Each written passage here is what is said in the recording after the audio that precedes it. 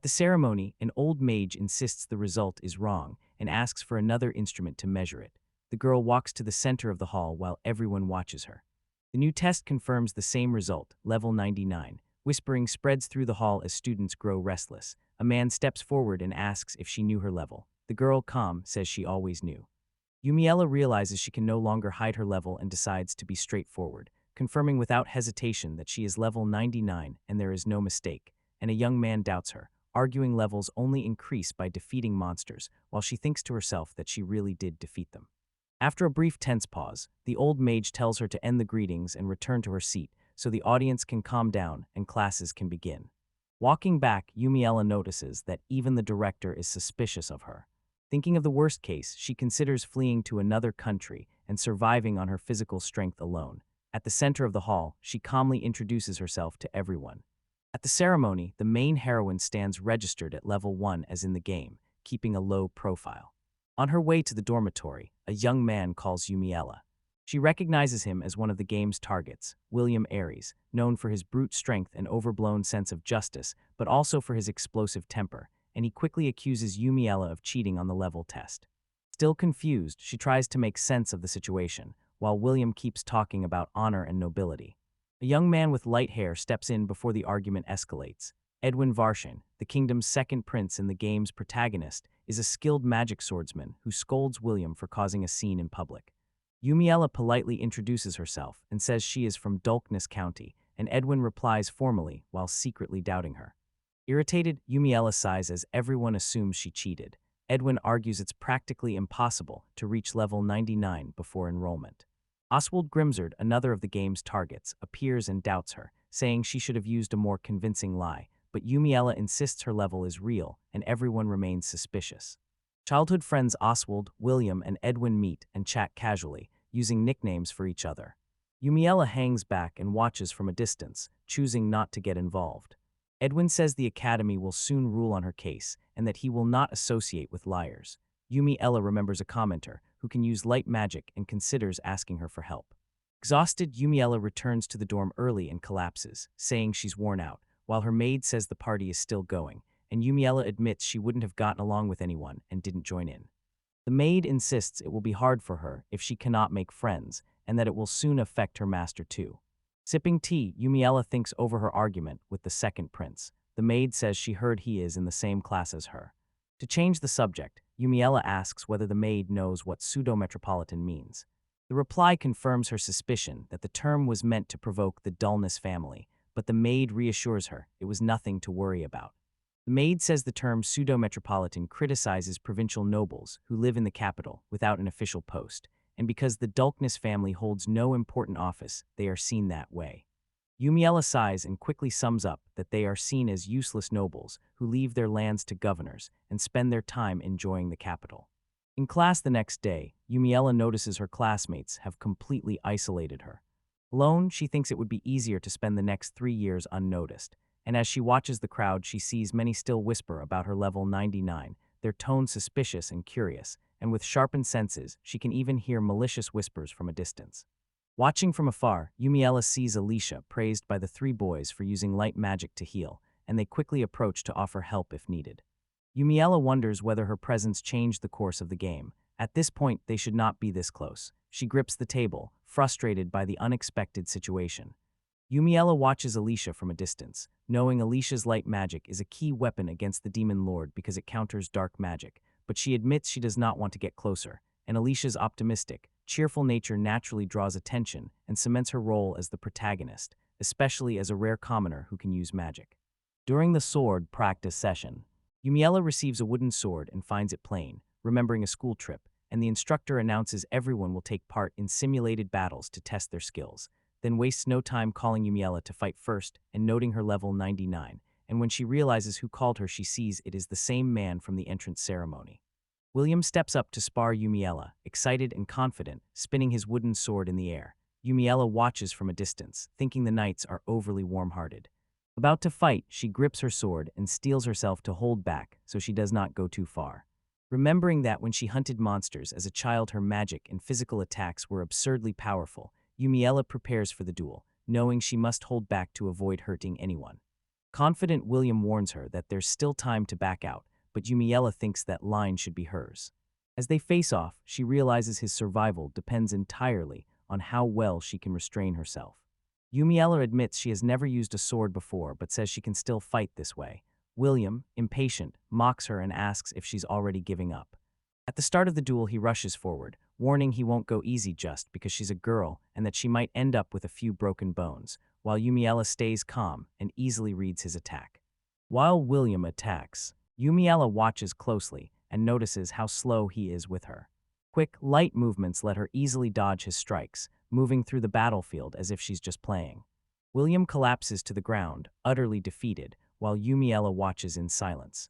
The instructor steps in to stop the fight and declares Yumiella the winner. Unsure whether to continue, Yumiella asks whether the class is over. Furious and bleeding, William refuses to accept defeat and accuses Yumiella of pretending to be inexperienced to humiliate him.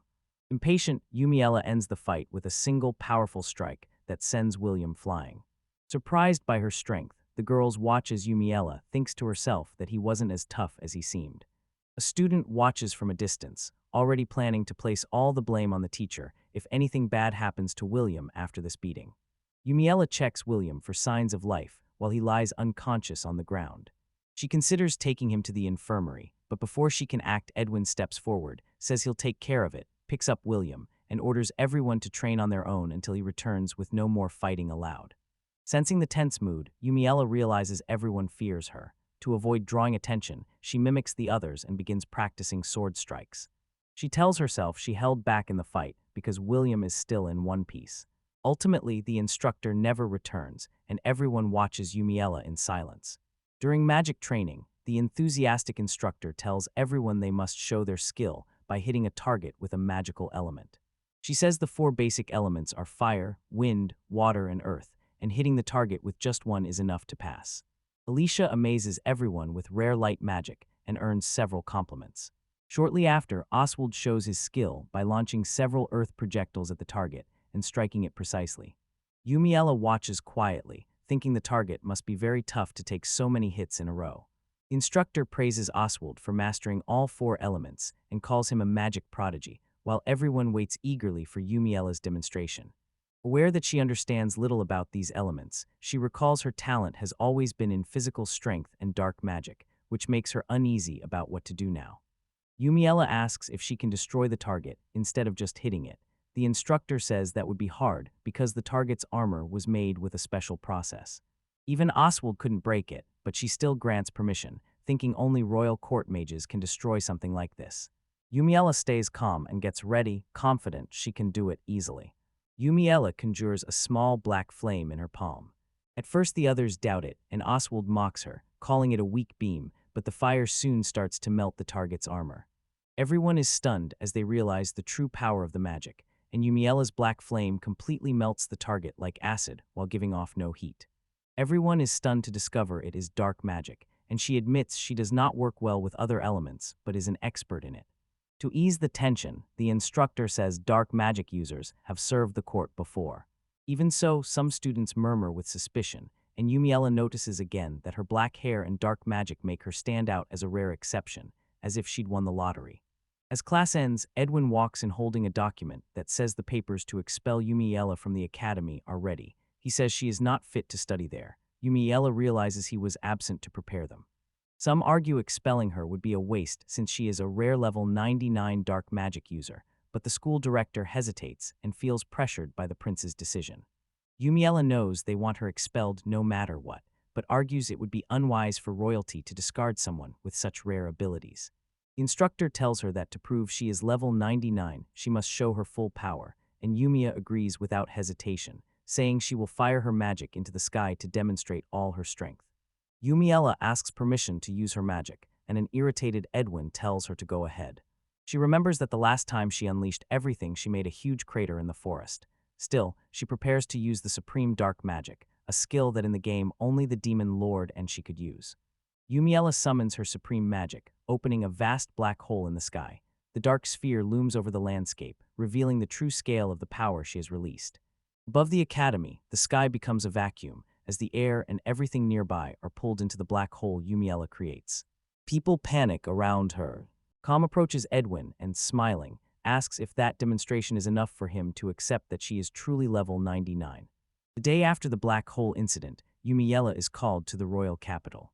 Serious-faced, she arrives at the castle for a direct audience with the king, and the guards formally announce her as she enters the throne room. Walking toward the throne, Yumiella hears the guards whispering about her black hair and calling her dull. This irritates her inwardly. When she stands before the king and queen, the king orders her to lift her head. Yumiella obeys and watches closely, convinced she is standing before the king and queen. After hearing about the academy's problems, the king admits his son and the instructors were rude, and Yumiella, seeing he isn't biased against her black hair, feels a bit relieved as he, to everyone's surprise, bows slightly and apologizes. Yumiella was left unsure how to react and tried to respond politely. The king told Yumiella to lift her head and said it would be unfair to judge her quickly, since there are ways to verify her level, like the instrument used in the ceremony. Admitting some subordinates still doubt her, he says it's hard to believe a delicate young woman could be level 99 and prepares to make a decision. The king appoints Adolf, captain of the knights in the kingdom's strongest, to judge Yumiella. She recognizes the name from the game, where players had to be level 60 to 70 to face him, so she knows he is truly powerful. With respect, she prepares to use all her power in a single blow to finish this quickly. Adolf attacks Yumiella without warning. Confused, she cannot decide whether to defend herself or counterattack while standing before the king. Quickly, she tilts her body to dodge, staying ready to act if needed. Removes sheath sword and admits that Yumiella is truly level 99. They praised how she thought quickly and dodged the attack with ease, something even regular knights couldn't do. The king praises her physical abilities, then they ask Yumiella to show her magic, and she agrees politely. Yumiella calls on dark magic, forming a shadow sphere as black spikes rise from the ground, and the king watches, impressed by how rare the magic is. The air thickens, and even the court mage is unsettled by the spell's sinister aura. This shows the dangerous power she controls. The court mage says dark magic is another element like fire, water, earth, and wind. It is weak against light magic, but very strong against the basic elements. Its danger depends on who uses it, because it is rare and users often appear dark. People have developed prejudices about it over time. The king still questions demons' use of dark magic, but the court mage says there are similar unproven reports about light magic. The king says fear of the unknown makes people reject things like dark magic and maybe even black hair. Yumiella looks surprised. She realized both the king and the chief mage were deliberately guiding the conversation to calm her and make her feel accepted there. The king asked Yumiella to explain how she had reached such a high level. Offhand, she tells him she simply found the most efficient way to train. She defeated demons in the forests of her territory, earned money, bought growth items, ran dungeons alone, and even used a flute to summon and defeat demons one after another. Yumiella speaks plainly, but her account would sound absurd to an ordinary person, and when she finishes, everyone in the room is shocked to learn she entered dungeons alone, used a flute to summon demons, and did not even carry a protective amulet, a basic item for any adventurer. Adolf admits he could never do that without feeling terrified. The king asks whether Adolf could copy what she did, but Adolf himself admits it would be impossible. Innocent Yumiella does not understand why everyone is so frightened. The king asks Yumiella to use her powers as the kingdom's sword, offering titles, lands, or even a place in the royal family. Yumiella agrees. Inside, she knows that now they've identified her as level 99, they will never let her leave the country easily, and she feels chained to the kingdom. Yumiella tells the king her only wish is a peaceful life where everyone's basic needs are met, and he agrees, promising to do his best to secure that peace. Still, Yumiella plans to flee abroad in the future if she grows tired of it. In the end, her audience with the king ends calmly. After her audience with the king, Yumiella is led to another room, not knowing why, and finds she has been invited to tea with the queen, an occasion she did not know existed. The queen smiles and thanks her for coming, explaining the king would have liked to join but was busy. Yumiella introduces herself politely and thanks the queen for the invitation. The queen smiled warmly and asked her to feel at ease, saying the meeting was informal and that anything said would stay in the room. Yumiella sees the queen wearing simpler clothes than before. He feels uneasy when the queen warns she will reveal something she would not normally tell anyone. The queen offers Yumiella cookies and praises her behavior in front of the king, saying that both of them liked her a lot, and Yumiella, a little awkward, thanks her. Curious, she asks why they trust her so much, and the queen explains that ambitious people are dangerous, while Yumiella keeps her distance from the royal family, which makes them consider her trustworthy. The queen makes it clear that the demon lord will rise again in 2 years. She asked Yumiella for help defeating him, saying only the royal family and a few nobles knew this. Yumiella is surprised to hear this. Yumiella confirms she understands the demon lord's return and agrees to cooperate. The queen thanks her and says that because it's Yumiella she preferred to be direct, and privately Yumiella worries she might be overreacting, but also thinks that in the worst case she could simply eliminate everything if necessary. Plan to confront the demon lord is announced because legends say he can control demons with dark power and a clash is inevitable, so the kingdom will form a defense army to protect civilians and an elite force to face him, with defenses under the command of the first Prince Morris and a total war by knights, soldiers, and nobles expected despite unknown enemy numbers and the serious threat. Defeating the demon lord is the royal family's duty and part of the kingdom's origin. The mission is entrusted to a select team led by second Prince Edwin, with Adolf, the captain of the knights, several other elite knights, Alicia who masters light magic, and Yumiella, who is surprised to hear her name called. Yumiella feels lucky because if she defeats the demon lord with the others, she can avoid power struggles by keeping a low profile. Asked for her honest opinion, she says Captain Adolf's absence from the defense line is worrying because the knights are a powerful force under his leadership. The queen says Captain Adolf, at level 60, is essential for facing the demon lord because level 30 soldiers would have no chance. Although they don't know the enemy's true strength, the plan is to form a combat group of levels 60 to 70, and Yumiella wants to make sure the kingdom won't be invaded even if the enemy army is weak. Inside, she jokes that if she could clone herself, she would do it all herself. Yumiella says that if she, at level 99, joins the subjugation squad, they would easily defeat the demon lord, letting Adolf focus on protecting the population with the knights. The queen readily agrees and already pictures the group taking shape. Edwin, Yumiella, Alicia, William, and Oswald are lined up, and she asks Yumiella for her opinion on the formation. The queen says Yumiella will have more chances to interact with the group at the academy, and Yumiella, uneasy, wonders how things came to this. Pragmatically, Yumiella thinks Prince Edwin is still too weak to face the demon lord, and that even Prince Morris would be a better choice in terms of level. The queen assures her everything will be fine, leaving her confused.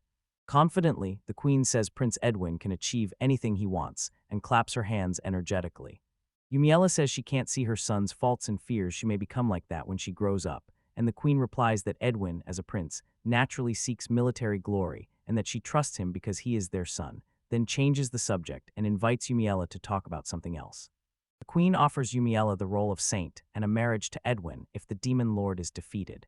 Yumiella immediately refuses, saying it is more than she deserves.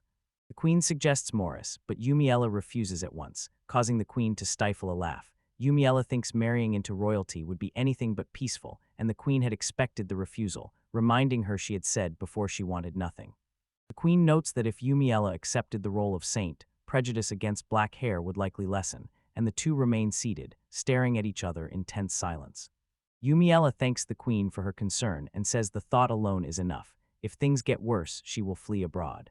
The queen says their faction isn't fully united, and that many nobles will now try to pull her to their side, especially after news she's reached level 99, and she explains to Yumiella how the kingdom's political divisions work. The main moderate faction backs the king, while the radical faction led by Duke Hilrose seeks war to increase its power. Yumiella realizes her family is involved with the radicals, and she becomes thoughtful. The queen vows to protect Yumiella from her family, forcing her into marriage or adoption by the radicals. She will issue a decree to stop that until Yumiella graduates from the academy.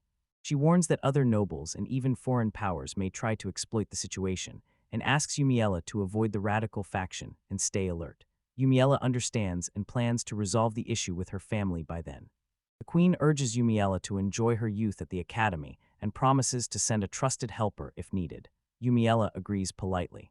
Later they chat casually about her power level, yet Yumiella sees the queen wants to bind her to the kingdom as a weapon, and that evening she is dismissed, leaving with a gift from the queen.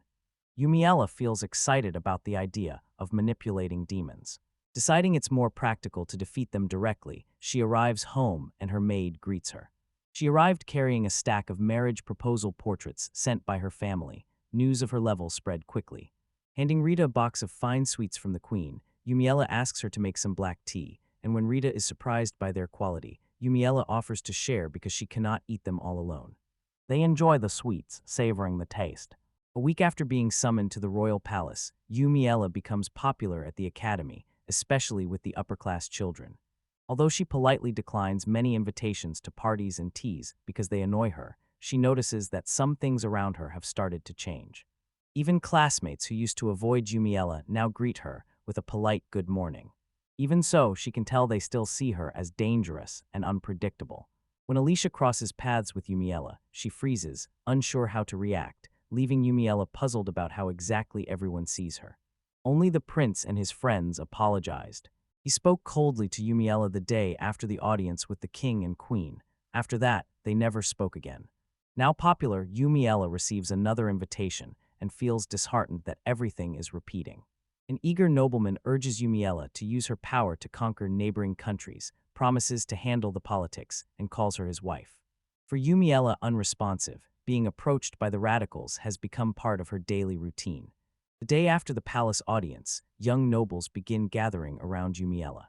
Radicals try to win her over with jewelry and marriage proposals, but she politely refuses everything, while moderates are easier to handle, with boys bringing sweets and girls inviting her to tea and avoiding any political talk. Persistent radical tries to sway Yumiella, promising control of the continent and offering marriage and wealth, but she refuses immediately with a cold expression. Yumiella refuses so bluntly, it feels like a deliberate rejection technique, saying her ideal partner must be stronger than she is. Though dejected, the boy quickly resumes talking and insists intelligence matters more than strength. She grows more irritated. Claiming he will leave violence to the strong and govern with intelligence, the boy argues, and Yumiella, with a cold gaze, asks why he is not the best in the class despite his claimed talent. He tries to justify himself, but she keeps pressing, asking who would actually run the continent if he ruled. He answers confidently that he would do it alone, and Yumiella stares at the boy and asks whether he understands that taking control of the continent would mean overthrowing the current royal family. She says his suggestion is treason against the Varskine royal family. The boy has done something punishable by death in the kingdom, and becoming visibly nervous, he tries to justify himself, but is already in trouble. Yumiella will act as if she heard nothing, and warns him that it would be better for him to stay away from her. She warns that others might be listening to their conversation, and adds that being seen with her could make him look suspicious, so the boy panics and runs away. Yumiella watches calmly, relieved the self-proclaimed genius proved to be an idiot. Yumiella walks down the hall, thinking managing so many tasks every day is tiring, but avoiding conflicts with the prince and the heroine keeps her on the path to peaceful living. Yumiella remembers that all she has to do is stay away from the Hilrose family. Soon after, a light-haired girl appears, introduced as Ilonora Hilrose, the only daughter of the radical faction leader and the queen of the student body, and Yumiella hears a voice calling her, assuming it is just another tea invitation. Excited, Ilonora Hilrose says she has wanted to talk to Yumiella for a long time. Surprised to find her, Yumiella notices the girl glowing with excitement, and after sizing up the situation, decides Ilonora will be hard to deal with. Yumiella thinks it would be hard to avoid Ilonora forever because they are classmates. Excited, Ilonora takes her hand and invites her to tea in the hall. Yumiella accepts and has some free time. He thanks her for the invitation as the party is fully prepared and the sweets are served. Sitting in the hall, Yumiella feels she can't avoid these social gatherings because she's terrible with fashion, trends, and relationships. Still, she decides to try speaking a little, and Ilonora calls to her, excited and ready to begin. Ilonora talks excitedly about perfumes and romantic stories, while Yumiella listens and replies politely with short phrases like "really" and "that's amazing" to keep the conversation going. Despite not being very interested, she keeps smiling and encouraging her, which makes Ilonora even more excited. With her followers around, Ilonora shifts her tone and says she wants to clear up an important misunderstanding. Yumiella had thought it was just chatter until now, but she realizes she's taking this seriously, and the girls around them whisper excitedly about what's coming. Suddenly, Ilonora dramatically asks Yumiella to give up on Prince Edwin. She offers Yumiella a place in her group as she speaks, and Yumiella, confused, repeats the prince's name softly, clearly not understanding where the story came from. Ilonora insists Yumiella is not right for Prince Edwin, tells her to back off to avoid a rivalry, and accuses her of pretending to be innocent. Yumiella watches everything with icy calm, convinced the true heroine who should hear these complaints is the one always beside the prince. Yumiella says she never spoke to the prince and already turned down the queen's proposal, keeping the details to herself to prevent confusion, and recalling the prince's apology wasn't significant. By the end, Ilonora appears satisfied, believing that Yumiella has accepted her place. Ilonora tries to persuade Yumiella to join her group, saying she will allow it if Yumiella promises to stay away from Prince Edwin, and Yumiella politely declines. Ilonora was left surprised and suspicious, convinced Yumiella was only pretending to be uninterested. Yumiella feels exhausted by all of this. Irritated, Yumiella decides to avoid both marrying the prince and joining the duke. To get out of the situation, she praises Ilonora, saying that she and Prince Edwin would make a good match. Ilonora becomes excited.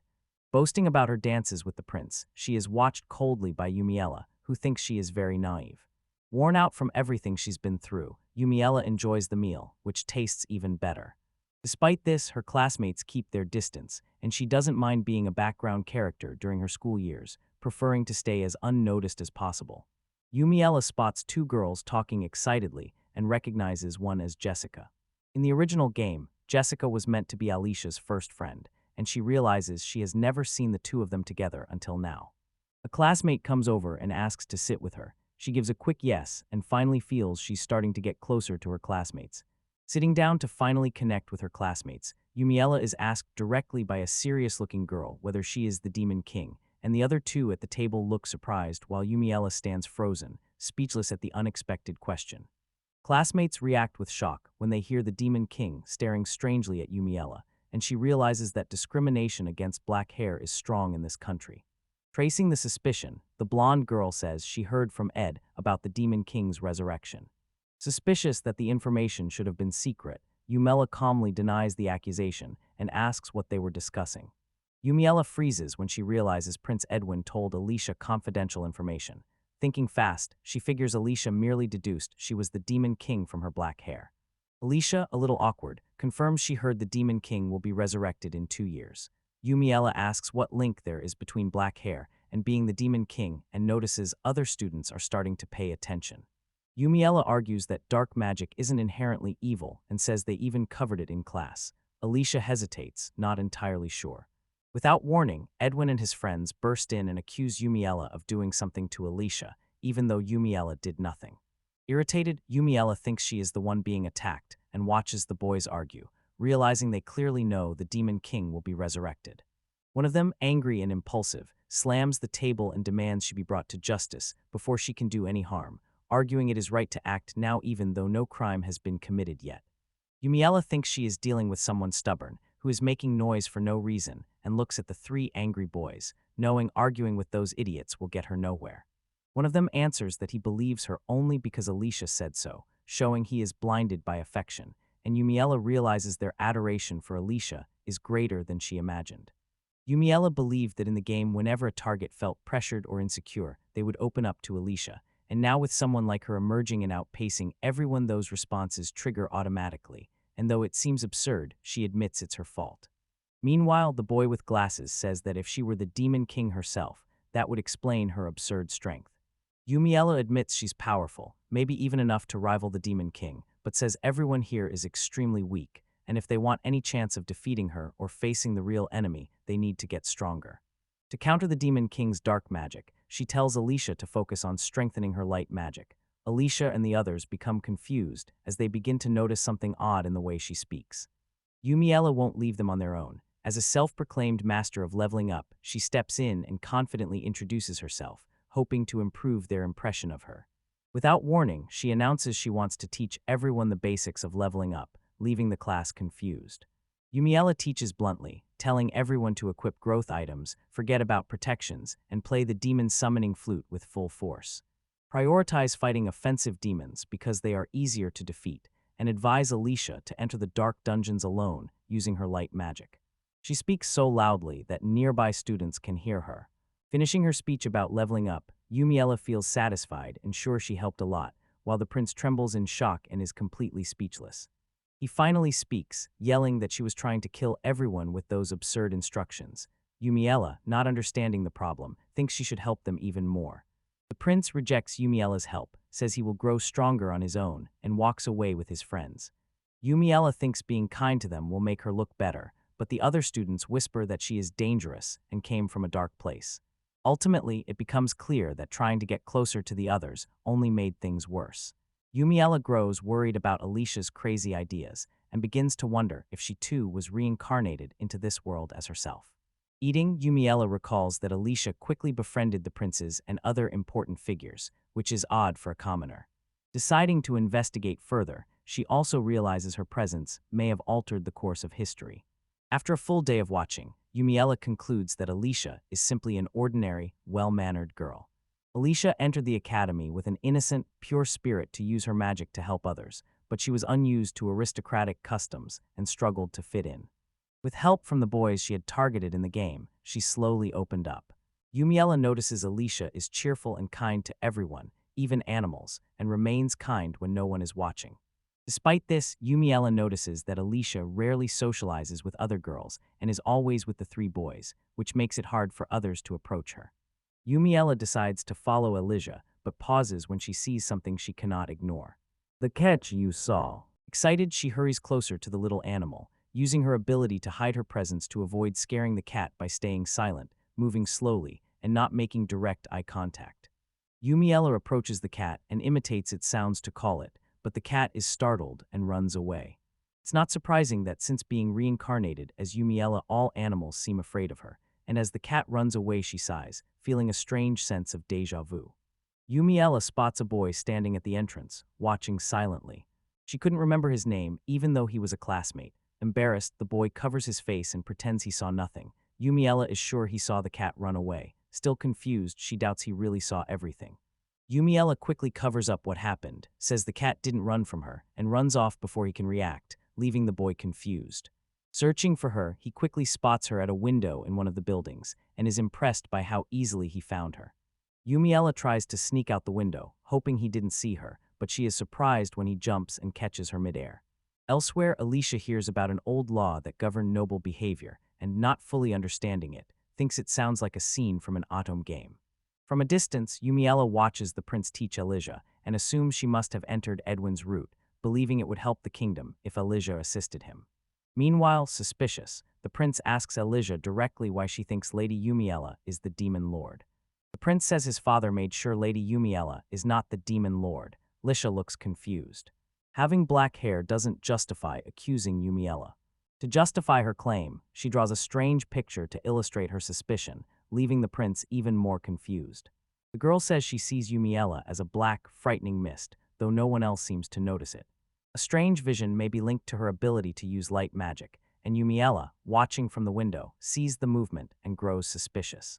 The boy says that even if Yumiella isn't the demon lord, she's still unusual because reaching level 99 is extremely hard. He realizes Alicia became involved in the royal family's problems because of this and apologizes for putting her in that position. Meanwhile, Alicia tries to cheer up but looks a little nervous about the whole conversation. Excited, Alicia says she wants to do everything she can to help the world with her magic, even though she is just a country girl. She asks Ed to look after her while she works hard. They grow excited and agree to defeat the demon lord together. Yumiella watches the scene quietly from a distance. From a distance, Yumiella watches Alicia and Ed standing close together and realizes she is really in a typical automate game. After considering the situation, she believes Alicia is not a reincarnation like her. While reflecting, a maid greets her upon returning home with a respectful salutation. Yumiella arrives home and is met by Rita, the maid, who says she seems to be enjoying her days and offers to make tea while handing over sweets sent by the queen. And documents provided by the housemaster.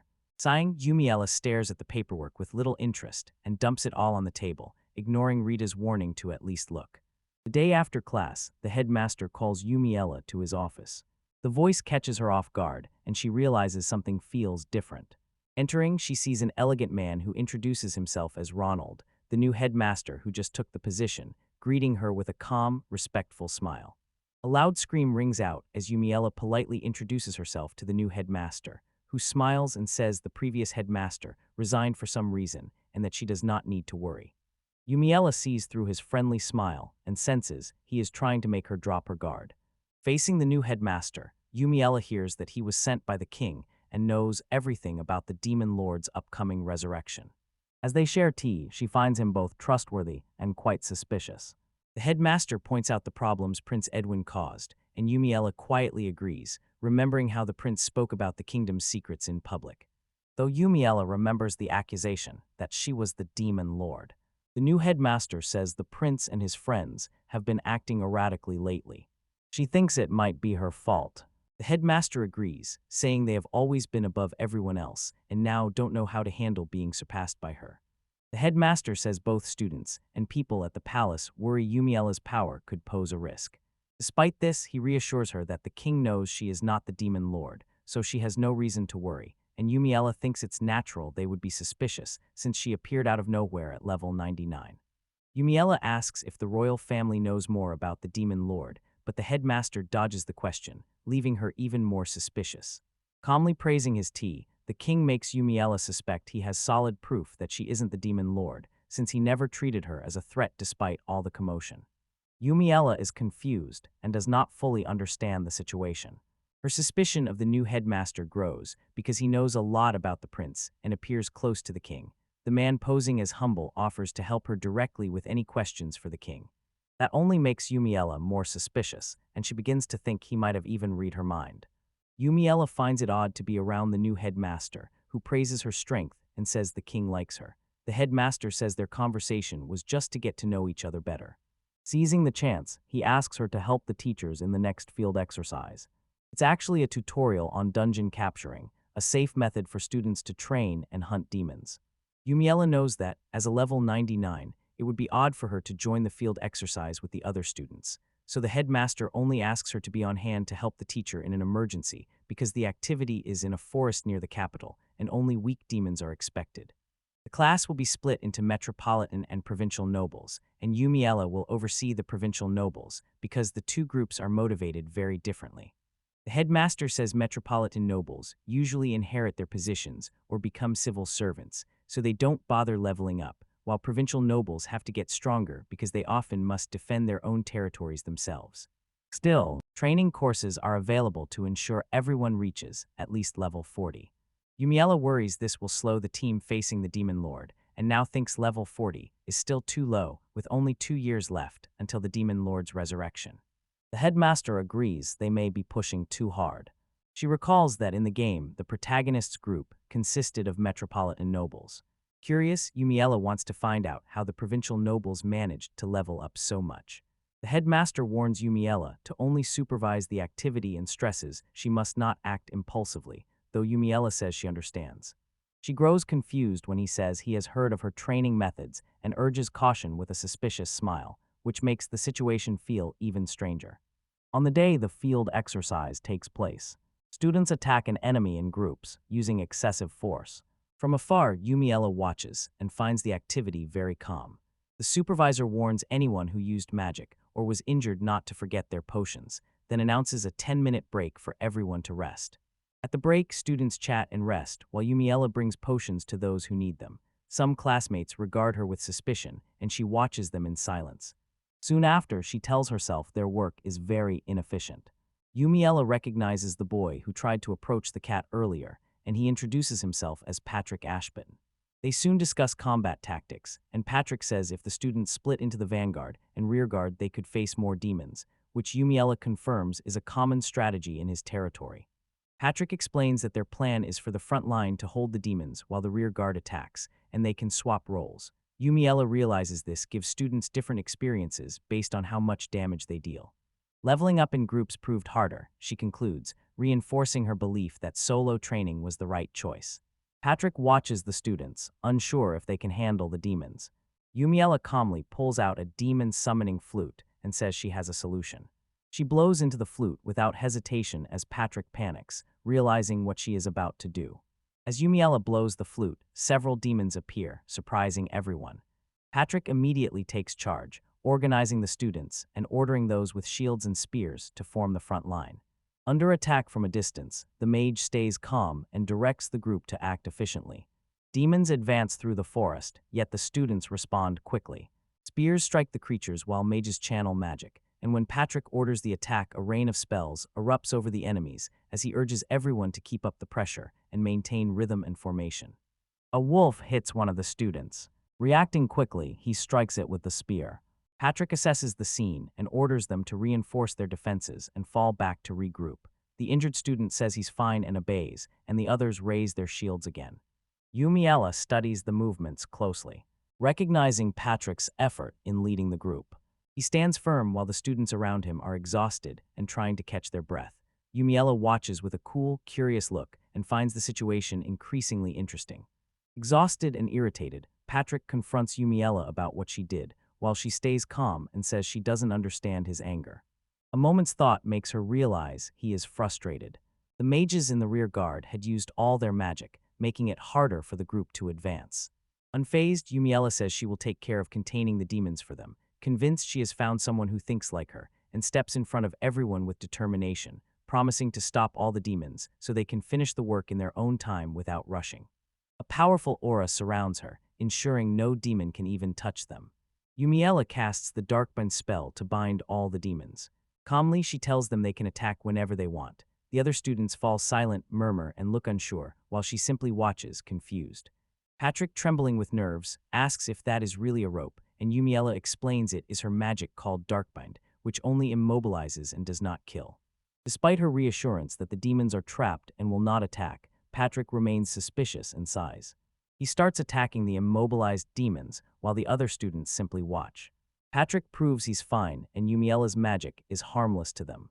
Meanwhile, Yumiella doubts her magic is that scary. Once the demons are defeated, Patrick asks her to warn him before she uses the summoning flute next time. The group celebrates and learns the magic stones will be handed out in order of arrival. Yumil sizes up Patrick's leadership and notes he seems experienced at hunting demons. Patrick shifts awkwardly and says he is the son of a marquis and fought in several battles before entering the academy. Yumiella looks confused, but before the subject can continue, a demon appears and rushes to attack them. Yumiella moves quickly and pulls Patrick to protect him from the attack. With the demon already close, Patrick reacts, delivers a hard punch that hits the enemy squarely. Yumiella applies her healing magic to Patrick's injured arm and promises to make him as good as new. As the spell takes hold, she remembers that healing here is usually light magic, while her ability is dark. The healing is effective, but the visual process is grotesque, with unpleasant pops and pulses, and Patrick seems uncomfortable but feels no pain. Patrick thanks her after being healed and says he's fine, while a relieved Yumiella notes there were no side effects from using dark healing magic on someone with a different affinity, and asks why he threw himself in front of her. Patrick, a bit embarrassed, says he thought she was in danger. Yumiella is confused because she is level 99 and can't see how anyone could think she would be at risk. Patrick warns Yumiella to take better care of herself because she does not even carry a protection amulet, and though she does not understand his concern, she listens, as he insists it is better to be safe than sorry. She then realizes he genuinely tried to protect her out of concern. Hesitant, Yumiella thanks him sincerely. Pulling her clothes tighter, she feels something new, something no one had ever done for her before, and she grows slightly flushed as students in the background keep talking about what happened with the summoning flute. The day after the field exercise, the black-haired protagonist sits in the headmaster's office sharing tea, while the headmaster says that healing can exist even in dark magic. Confirming this, she says she can even regenerate an arm. Across the room, a student overhears the conversation and feels uneasy about whether this method is acceptable. Elsewhere, Patrick is still thinking about the lecture he gave her the day before and admits she is showing more control now. Facing the headmaster, the protagonist continues to explain that her arm was completely severed in combat. She almost lost her head too, and thinks that if the strike had been just a little higher, not even dark magic would have helped. Surprised by her level of experience, the headmaster listens attentively, then she changes the subject and asks how the prince's entourage performed in the exercise, and the headmaster replies that they did well, especially Edwin, William, and Oswald, who managed to defeat demons. The headmaster notes that William rushed the attack, while the other two handled the remaining enemies. The protagonist is not surprised because William does not work well in groups, even with his childhood friends. After that, she asks about Alicia, and the headmaster replies that despite everyone praising the boys, Alicia didn't defeat a single demon. He says the most important thing for her now is to train her light magic, the very skill that got her into the academy despite being a commoner. The headmaster says Alicia's excitement wouldn't have changed the outcome, that the prince and the others were likely just showing off in front of her, and that they still need Alicia to become a competent light mage. He says he might need the protagonist's help later, and she assures him he can count on her when that happens. Already planning to help Alicia, he intends to throw her into a demon-filled dungeon to force her to level up. Eagerly, the protagonist accepts the new task. The headmaster tells her the Department of Magical Tools has asked for help testing the item's durability. He says magical tools are objects charged with magic, ranging from armor and weapons to everyday items like a lantern or a demon-summoning flute. A sample arrives for testing, and she quickly notices the material appears to be iron. The headmaster says the item is for armor and that Captain Adolf will run the durability test. Silence falls over the protagonist when she realizes she bent the metal too easily. The headmaster watches the scene with a neutral expression. After failing to bend the same piece of metal, he says practicing it could help her learn to control her strength, and she, still surprised, says she will try to pay more attention next time. Following the field exercise, the protagonist's school routine starts to shift. Patrick had rarely spoken to her before, but he's begun striking up conversations occasionally, and when they meet in the corridor, she asks him why he was called. A distant call pulls him away before he can answer, and he has to go, while she watches him walk away remembering the time he failed to use the demon-summoning flute. In a practical class, the protagonist notices Patrick seems to have many friends. As everyone pairs off, she's left alone and used to it. Patrick surprises her by asking to pair up, and she accepts, thinking he is kind enough to team up even with someone so solitary.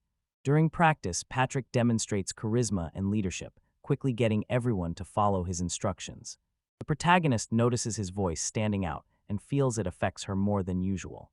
Grateful for the healing, he thanks her, but she brushes it off, saying he already had a potion and didn't need to worry, and still intrigued, she asks him directly if he really has any friends despite her first impression. During paired training, they start trading light jabs, surprising the protagonist. Since reincarnating into this world, she has never been this close to anyone, and during the fight she studies Patrick's fighting style. His work is simple, direct, and highly efficient. Though not elegant, his movements are so precise they look beautiful. She realizes he is far more skilled than she expected and notes that her own result-focused approach feels different. During their training, Yumiella loses control of her strength again, knocks Patrick down with too much force, apologizes, and quickly heals him. After the fight, they thank each other. Patrick calls it no big challenge, but she says she learned a lot watching him fight and admits his technique is far better than hers. Patrick asks why she still wants to get stronger when she already seems powerful enough. She says it depends largely on her speed and strength, and believes there is far more out there than she knows, beyond the game, with the Demon Lord the first name that comes to mind as a possible opponent. They talk about a rumor that he will return in 2 years, but she says it's more than a guess and is certain it's true, while Patrick doubts, thinking the king might be hiding something or the prince is deluded. Patrick admits it's hard to be certain, but rumors that the Demon Lord has returned and that the prince is deluded are growing. News that Alicia was called to the royal palace is now everywhere, and the prince's affectionate behavior toward her is drawing attention on campus. Yumiella thinks about the rumors that call her the Demon Lord. They did not fade, but came back stronger after the field exercise. She asks Patrick directly whether he believes the rumors too. Patrick responds firmly that anyone who calls her the Demon Lord just because of her black hair and dark magic is ignorant, and he says the real Demon Lord should be a man, so it is unfair to judge her by her appearance. He recalls a childhood memory, telling her he always hated his hair color because others thought it was too dark, almost black. His family said they didn't mind, but it still bothered him. Yumiella listens quietly, moved by his words. Yumiella says Patrick's hair looks even whiter than hers, and he is surprised by the comment. She says she admires that he isn't ashamed of who he is despite everything, and Patrick says he will never look down on her because of her hair color, making it clear he respects her for standing firm in her identity. Yumiella thanks Patrick, a bit embarrassed by his compliment. Patrick smiles and says her black hair is very beautiful, and she replies that his gray hair is charming too. He then invites her to continue the training, and she agrees. Moments later, she easily throws an opponent during practice, leaving her classmates stunned by her strength. After accidentally knocking Patrick down again with too much force, Yumiella rushes to him and begins healing him with magic, and Patrick sits up saying he's fine, and the pain is gone while their classmates murmur, startled by the scene. Patrick praises her skill, saying that even though it is dark magic and looks strange, her healing works very well, and she stays silent, listening as he says he was lucky to be born with certain magical attributes and plays down his own talent. Yumiella explains that if she really had the dark magic they suspect, she would have kept it hidden, and that admitting it openly is difficult. Patrick remembers when a senior confronted her about her hair color, and he says he was impressed by how calmly and firmly she handled it without losing her composure. Patrick stresses that admiring her for who she is, without denying her identity, is rare and deserves respect. And he admits that in that moment he was impressed by her strength, but quickly clarifies he did not mean her power level to avoid misunderstanding. Yumiella, serious, says she is not that naive and thanks him for his honesty. Patrick, confused, wonders whether she truly understood him, and the scene ends with a lighter mood between them as evening falls over the school.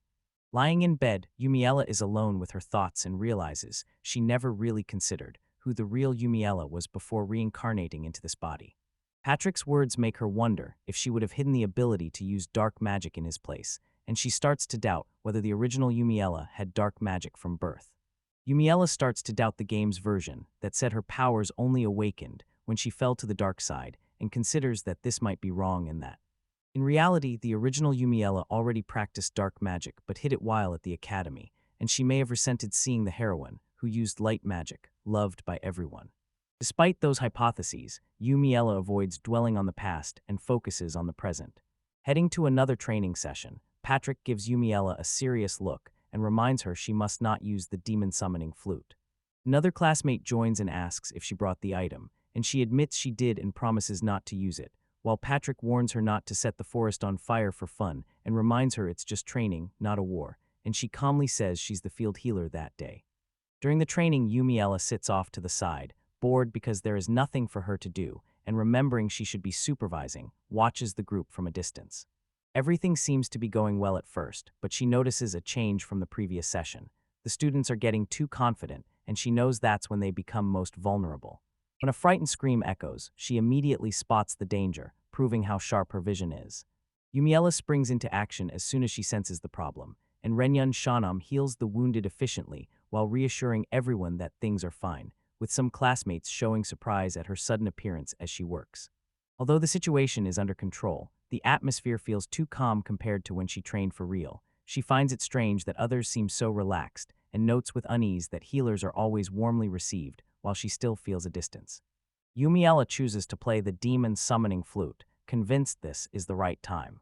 Patrick notices, is alarmed, and asks why she brought something so dangerous. Calmly, she says it would only be dangerous if everyone stood still, that the students need a real challenge to grow, and reminds him there were no casualties last time. Patrick hesitates but admits she's right. Everyone seems ready for something tougher. Yumiella says the students are already strong enough to face a dungeon on their own. Patrick immediately calls the idea crazy and says that no sane person would do that. She fell silent for a moment. She keeps a neutral face, but inside she realizes he just called her crazy. Still, Yumiella sticks to her belief, convinced she's right, and insists the current training is inefficient, saying it's a waste for several students to attack weak demons at once. With her identity at stake, she proposes they face stronger enemies and reminds Patrick he already agreed to this. He hesitates, unsure. Realizing she needs a way to keep everyone alert, she gets excited as an idea forms. Patrick remains suspicious, his expression worried. Yumiella proposes an unusual plan, saying she no longer needs the demon's summoning flute and will purposely injure and then heal the students to make them more alert. And Patrick panics at the absurd proposal, but she assures him that no one is likely to die. She asks the students to vote on choosing the flute or facing serious injury, and the group chooses the flute by a large majority without hesitation. As the others train, Yumiella watches quietly. She realizes she got too excited about empowering the students and admits she forgot about etiquette and manners, which could cause problems. Though indifferent to her family's reputation, she accepts that Patrick ranks higher as the son of a marquis while she is only a count's daughter, and even if she thinks her family deserves the consequences, she knows angering the Ashbatten family could have serious repercussions.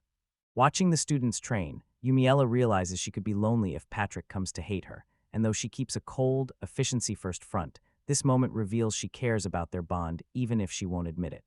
Patrick leads the group ahead, while she watches quietly from a distance. Watching the group's training, Yumiella notices Patrick using wind magic to give clear commands and earth magic steadied the ground so no one lost their balance, and she is impressed by Patrick's skill in group battles, admitting she cannot match it, yet she still feels embarrassed and unsure how to face him after what happened, though she notices the area has calmed and Patrick handled the situation well. Classmates crowd around Patrick, praising his wind magic and calling him amazing, while Yumiella tries to congratulate everyone, but the general excitement drowns out her voice. Silent, she watches the scene with a neutral expression until she notices Patrick smiling genuinely during the celebration. Yumiella watches Patrick surrounded by his classmates and feels distant and alone. Returning to the academy in silence, she fears he may truly hate her. Walking the halls, she is unsure what to do. Sitting alone in the classroom, she remembers this would not have affected her before, but now it feels different. Someone calls her name and interrupts the narration. Alicia calls Yumiella in the hallway, and surprised she asks what happened. Alicia pauses, then bows deeply and apologizes for calling Yumiella the demon lord a few days ago. Alicia keeps apologizing, surprising Yumiella, who thinks the girl must be scared to be that close to her. She realizes Alicia is better than she expected, but before the conversation can continue, a boy appears and shouts for Yumiella to stay away from Alicia. Boy accuses Yumiella outright, saying she used the demon summoning flute to put the whole class in danger on purpose, as if she meant to kill someone and make it look like an accident, and Alicia watches in surprise, while Yumiella listens in silence, realizing that despite the growing rumors she did act beyond what was expected. Yumiella wonders whether she belongs in this world, and quietly watches Patrick and Alicia from a distance, feeling isolated. As Patrick starts to walk away with the princess, he stops and firmly asks her to wait. Yumiella steps forward, but Patrick Sirius stops her, drawing everyone's attention. The princess watches closely as a noble defends Yumiella, saying provincial nobles accepted her methods. Patrick says she used the forbidden flute only because the others were too relaxed, but still admits she was wrong even though she didn't break any laws, and Yumiella calmly accepts the blame without hesitation. After a tense pause, the prince ends the conversation and asks Alicia to leave with him. Yumiella watches in silence and exchanges a quick look with Patrick, who stays standing and watches them go. The mood between them is quiet and uncertain. Yumiella thanks him, surprised that Patrick remains serious and clearly irritated, and thinks he's really mad. She still tries to start a conversation, pointing out that confronting someone of royal blood like that wasn't wise. Patrick stands his ground, saying he comes from a powerful family too and doesn't care what the prince thinks of him. Carefully, she asks if he is angry. Yumiella thinks he may have misunderstood her question, but Patrick says he's surprised not by her but by the prince's attitude, which seems unfit for royalty. Later, he apologizes for getting worked up and admits he said more than he should have. Patrick replies casually, saying formalities are unnecessary and joking that he's only a provincial noble, which surprises Yumiella because she expected a firmer stance, and she accepts his relaxed attitude. He reassures her that there are more important things to worry about. He suggests they return to the classroom, and Yumiella agrees. Yumiella calls Patrick softly, and he answers, surprised, and then she thanks him with a small smile, clearly touched by everything he's done for her. Patrick is surprised to see Yumiella smiling like that since it's rare. Yumi looks a little confused, not even aware she's smiling. He then asks if she wants to say something to him. She explains she returned straight to school without saying anything, which left him worried. Yumiella brightens again and says she's already moved past that moment of discouragement, and when Patrick asks if everything is okay, she confirms. She thinks she'd like to be friends with him, but they think it is too unlikely to happen, but they still walk together through the hallways. When the school holidays started, many students returned home. Because of distance or costs, some preferred to stay at the academy. Yumiella spends her free time training alone with her magic, focused and determined. Meanwhile at the academy, Patrick stays and trains with Yumiella, correcting her sword stance as she tries to keep up. Although she accidentally uses too much force again, she stays determined. They spend most of their time together, and their routine becomes much like a normal school day. Watching the sword, Yumiella thinks about how strength depends on which part is used. Patrick, tired, suggests a break and she agrees.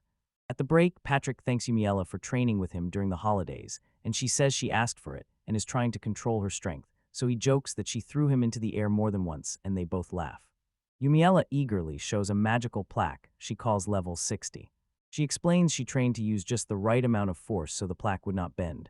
When Patrick holds the plaque, it breaks easily. He tries to copy her technique but cannot. She admits she still makes mistakes sometimes. Patrick tries to keep his composure while clearly surprised by her strength. As the central nobles spend their holidays with. After lavish parties and trips, Yumiella and Patrick return to the academy's peaceful routine. A calm smile crosses her face as she enjoys the quiet, empty place to herself. The mild summer and peaceful atmosphere suit her perfectly. Several classmates ask Yumiella for help with their work, and she calmly begins guiding them. Over time, she realizes some of the rumors about her are not entirely negative. Lately, more students have been talking to her, but it only happens when she's with Patrick and only classmates do it. Two girls ask what Yumiella and Patrick usually do, and she says they train to level up. Her answer surprises them, and Yumiella offers to help, saying she can recommend several dungeons if they want to train too. Patrick says she is scaring the other girls, especially when she brings up the monster summoning whistle. Yumiella replies she was only talking about leveling up. Nearby students whisper, calling her a monster and Patrick her tamer, and Yumiella hears every word but pretends not to care. Several students say Patrick and Yumiella look like older and younger siblings. Yumiella finds this exaggerated and over the top, and here are more comments. Now it involves Alicia, and Yumiella stays silent amid the curiosity and gossip, telling herself Alicia is just a commoner. Many nobles still look down on Alicia despite her rare light magic, and fresh rumors about her visit to the castle have worsened her reputation because she socializes only with royalty and the most influential nobles. Patrick tells Yumiella he won't be around tomorrow because he has an engagement. She responds calmly, and he still warns her not to do anything strange while she's alone. The next day, Yumiella makes it her mission to read every book in the library. Her knowledge is too narrowly focused on magic. By watching Patrick, she knows she must develop technique, leadership, and strategy to become even stronger. Yumiella enters the library determined to start with books on wars and military topics, including history, and she realizes she only noticed this need because of Patrick and feels grateful. Browsing the shelves, she unexpectedly runs into Elise. This surprises her. Watching Alicia alone, Yumiella worries that Alicia's group might be nearby. Alicia approaches and Yumiella tries to keep the conversation brief, but Alicia surprises her with a direct, unexpected request. She asks Yumiella to teach her magic. Alicia says she was told to take a break from training, but she did not want to go home and still fears going out alone. Noticing Alicia's level is slipping, Yumiella finds the request for help odd since she could have better teachers at the palace, and slowly realizes Alicia likely has no close friends to rely on in moments like this. Alicia explains that light magic is so rare there are almost no books on it, so she came to the library alone hoping to find a clue, and Yumiella admires her determination and offers to help because they both use rare kinds of magic. When Alicia smiles brightly, Yumiella recognizes it as a heroine's smile. Alicia asks directly how Yumiella mastered dark magic. Yumiella freezes, unable to admit she learned it all by playing the game. Weighing her words, she aims to avoid sounding suspicious, since no official books cover that magic. Trying to hide her thoughts, she looks for the right thing to say. Yumiella offers Alicia a tip, asking her to picture special moves to better channel her magic. Alicia looks puzzled, while Yumiella explains with an example about light. Alicia then remembers the starry sky she saw with her grandmother in the countryside and draws inspiration from that memory. As a child in the countryside, Alicia recalls a sky that was always clear and full of stars because there were no tall buildings, and she fondly remembers how beautiful it was. Yumiella listens and suggests Alicia share the story with the prince, surprising her. She soon agrees enthusiastically to do it. Yumiella thinks that, as a member of the royal family, the prince likely has many interests, including Alicia. Excited, Alicia thanks Yumiella for her help and says she'll head back. Yumiella simply wishes her a good day. Later, she returns to the library to study alone, flipping through books and fully absorbed in her research. Patrick arrives and asks what she's been up to this time. Yumiella says she spent the time reading and enjoying the peace. Seeing the stack of books, he offers to help her return them. Soon after, he hands her a package and says the queen asked him to deliver it. When Yumiella realizes he went to the castle, he confirms it and explains that the life of a marquis's son is very busy. Patrick offers Yumiella a piece of candy and invites her to his room for tea, but she is startled and declines, saying a young lady's room is not the place for such a casual invitation. After realizing the mistake, they apologize together. He suggests they eat at the cafeteria, and she agrees. At the cafeteria, Patrick offers more sweets, but Yumiella declines, saying everything should be in moderation. She continues to eat slowly, very focused and calm. Patrick says the sweets are very good, and Yumiella clearly feels proud of his reaction. They split up and agree to train the next day. Alicia watches them together at the end of the scene, surprised and unsure whether they are friends. When summer ends, the academy gets ready for one of the year's biggest events, the martial tournament. The event has two categories, a fencing tournament of one-on-one matches and a magic competition based on points. Every student can participate regardless of grade. You do not have to register, but the winner receives a rare item as a prize. The boy mentions the martial tournament, but the black-haired protagonist says she isn't interested, knowing it's an opportunity for those seeking military positions that will draw important nobles and won't fit her plans. The boy says he does not plan to pursue a military career either. Curiosity sparks in the girl when she spots the tournament prize, a rare black magic amulet, and she knows its value is likely to attract a lot of attention. Learning the prize is a black magic amulet, the protagonist immediately changes her mind and says she needs it and is willing to do anything to get it. She rushes to register for the martial tournament, determined and focused, and the boy's attempts to calm her do not change her mind. The protagonist goes straight to the tournament organizer and firmly asks whether she, as an academy student, is allowed to participate, and the organizer, slightly taken aback by her intensity, lets her register. Learning the prize goes only to those who win both categories. She stays determined and quietly admits she would never have cared about the tournament if not for the prize. The protagonist firmly confirms she'll enter both tournament categories and asks to be registered. For someone who likes to complete everything, going after all the rewards feels natural. After she leaves the room, the event organizer watches quietly, surprised she agreed so easily just for the prize. On tournament day, arriving at the venue, the protagonist and the boy are surprised by how much bigger the arena is than they expected, since the event usually takes place at the academy, but had to be moved because so many nobles wanted to watch. They talk about why there's so much attention, and the boy says many came to see the second prince in action, though he doubts that's the only reason. The director brags, convinced the tournament is all about him, while the protagonist watches with a detached gaze, thinking it feels like a zoo exhibit where people came to see a rare lion or a new weapon of war, and the boy jokes that being popular isn't easy. As the competitors are called to the stage, the protagonist gives a quick, confident goodbye and heads to the starting line. Heading to the stage, the protagonist imagines ways to ask her to take it easy, but ends up only worrying, and she ignores his overblown thoughts and stays confident. Tournament organizers start drawing lots for the fencing matches, and the protagonist watches the other competitors while noticing Prince Edwin and William are on the right side of the bracket. She steps up to the lottery area, curious where she'll end up, and grabs the paper. After drawing number 3 and checking the bracket, she realizes she'll only face the prince or William in the final and stays calm while many other participants panic at the result. Participant approaches the protagonist confidently, announcing he trained all vacation and reached level 20, and he demands a rematch, insisting it will be different. Despite his attempt to impress her, the protagonist just stares at him with a neutral expression, thinking she doesn't even know if this level is actually high. Boy tries to start a conversation with the protagonist to ask about her training, and she replies with generic, mechanical phrases as if following a basic conversation manual. The attempt fails, leaving the boy confused and irritated, convinced she was mocking him. Realizing it did not work, she apologizes with a neutral expression and abruptly ends the conversation. The boy admits his main goal is to surpass Captain Adolf, so he is determined to defeat the protagonist, claiming he heard she is already level 99 and accepts it without question, while she replies calmly to clear up the misunderstanding. She gives him a cold look when he says defeating her will bring him closer to his dream, thinking it would actually bring him closer to death, yet she still says she looks forward to facing him in the final. The tournament's first match starts, and every fighter brings their own real sword.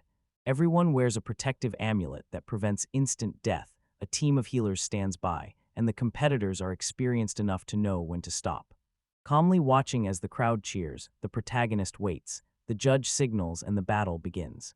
In the ring, 2 competitors face off, one holding a closed guard and waiting for the right moment to counterattack, while the other constantly shifts stances to deceive. Bored, the protagonist watches as the fight moves too slowly. Convinced that most participants' low levels also weaken their physical abilities, she thinks they'd be better off training to level up before focusing on technique. When Miles Crowley's victory is announced, she realizes she's next. They announce the next fight, Yumiella Dalkness versus Louis Lexem. She enters calmly while the crowd cheers, and Louis, older and very muscular, confident he'll win, holds back at first so Yumiella can show her skills and get some spotlight before he finishes her, believing it's better for her. Yumiella prepares for the fight, mainly worried about her sword's durability, because despite using a high-quality blade, she knows her force could break it. She notes that without the sword rule she'd win with her bare hands, and the sword's sweep through the air creates a gust strong enough to scare her opponent and make him tremble before the fight begins. Before the fight even officially begins, Yumiella's opponent surrenders, and she celebrates that the sword is withstanding her strength while thinking about using everything she trained with Patrick. As the tournament unfolds, the other opponents surrender one after another. With no real fighting, she advances directly to the final. William wins the semifinal over Edwin because the match emphasized fencing, while Edwin relied more on magic, and Yumiella watches and realizes he will be her opponent in the final. At last, William sees a real chance to fight after everyone else surrendered without facing her, and not wanting to win the tournament by forfeit, he is determined to give his all in this final battle. In the finale, William enters with an enormous sword and says things will be different now, revealing it is a strode sword, a weapon with high physical power even without magic. Yumiella realizes the item is endgame equipment and is surprised he got one so early, but she still believes the sword can handle her full strength and prepares for the battle. William opens the fight with aggressive attacks, but he quickly tires from the heavy weapon and runs out of breath, while Yumiella easily evades every blow. William complains she's only dodging, and she admits it's getting repetitive. Considering a change of approach, she thinks about using Patrick's technique and instead of just avoiding the attacks, tries to deflect them with her sword.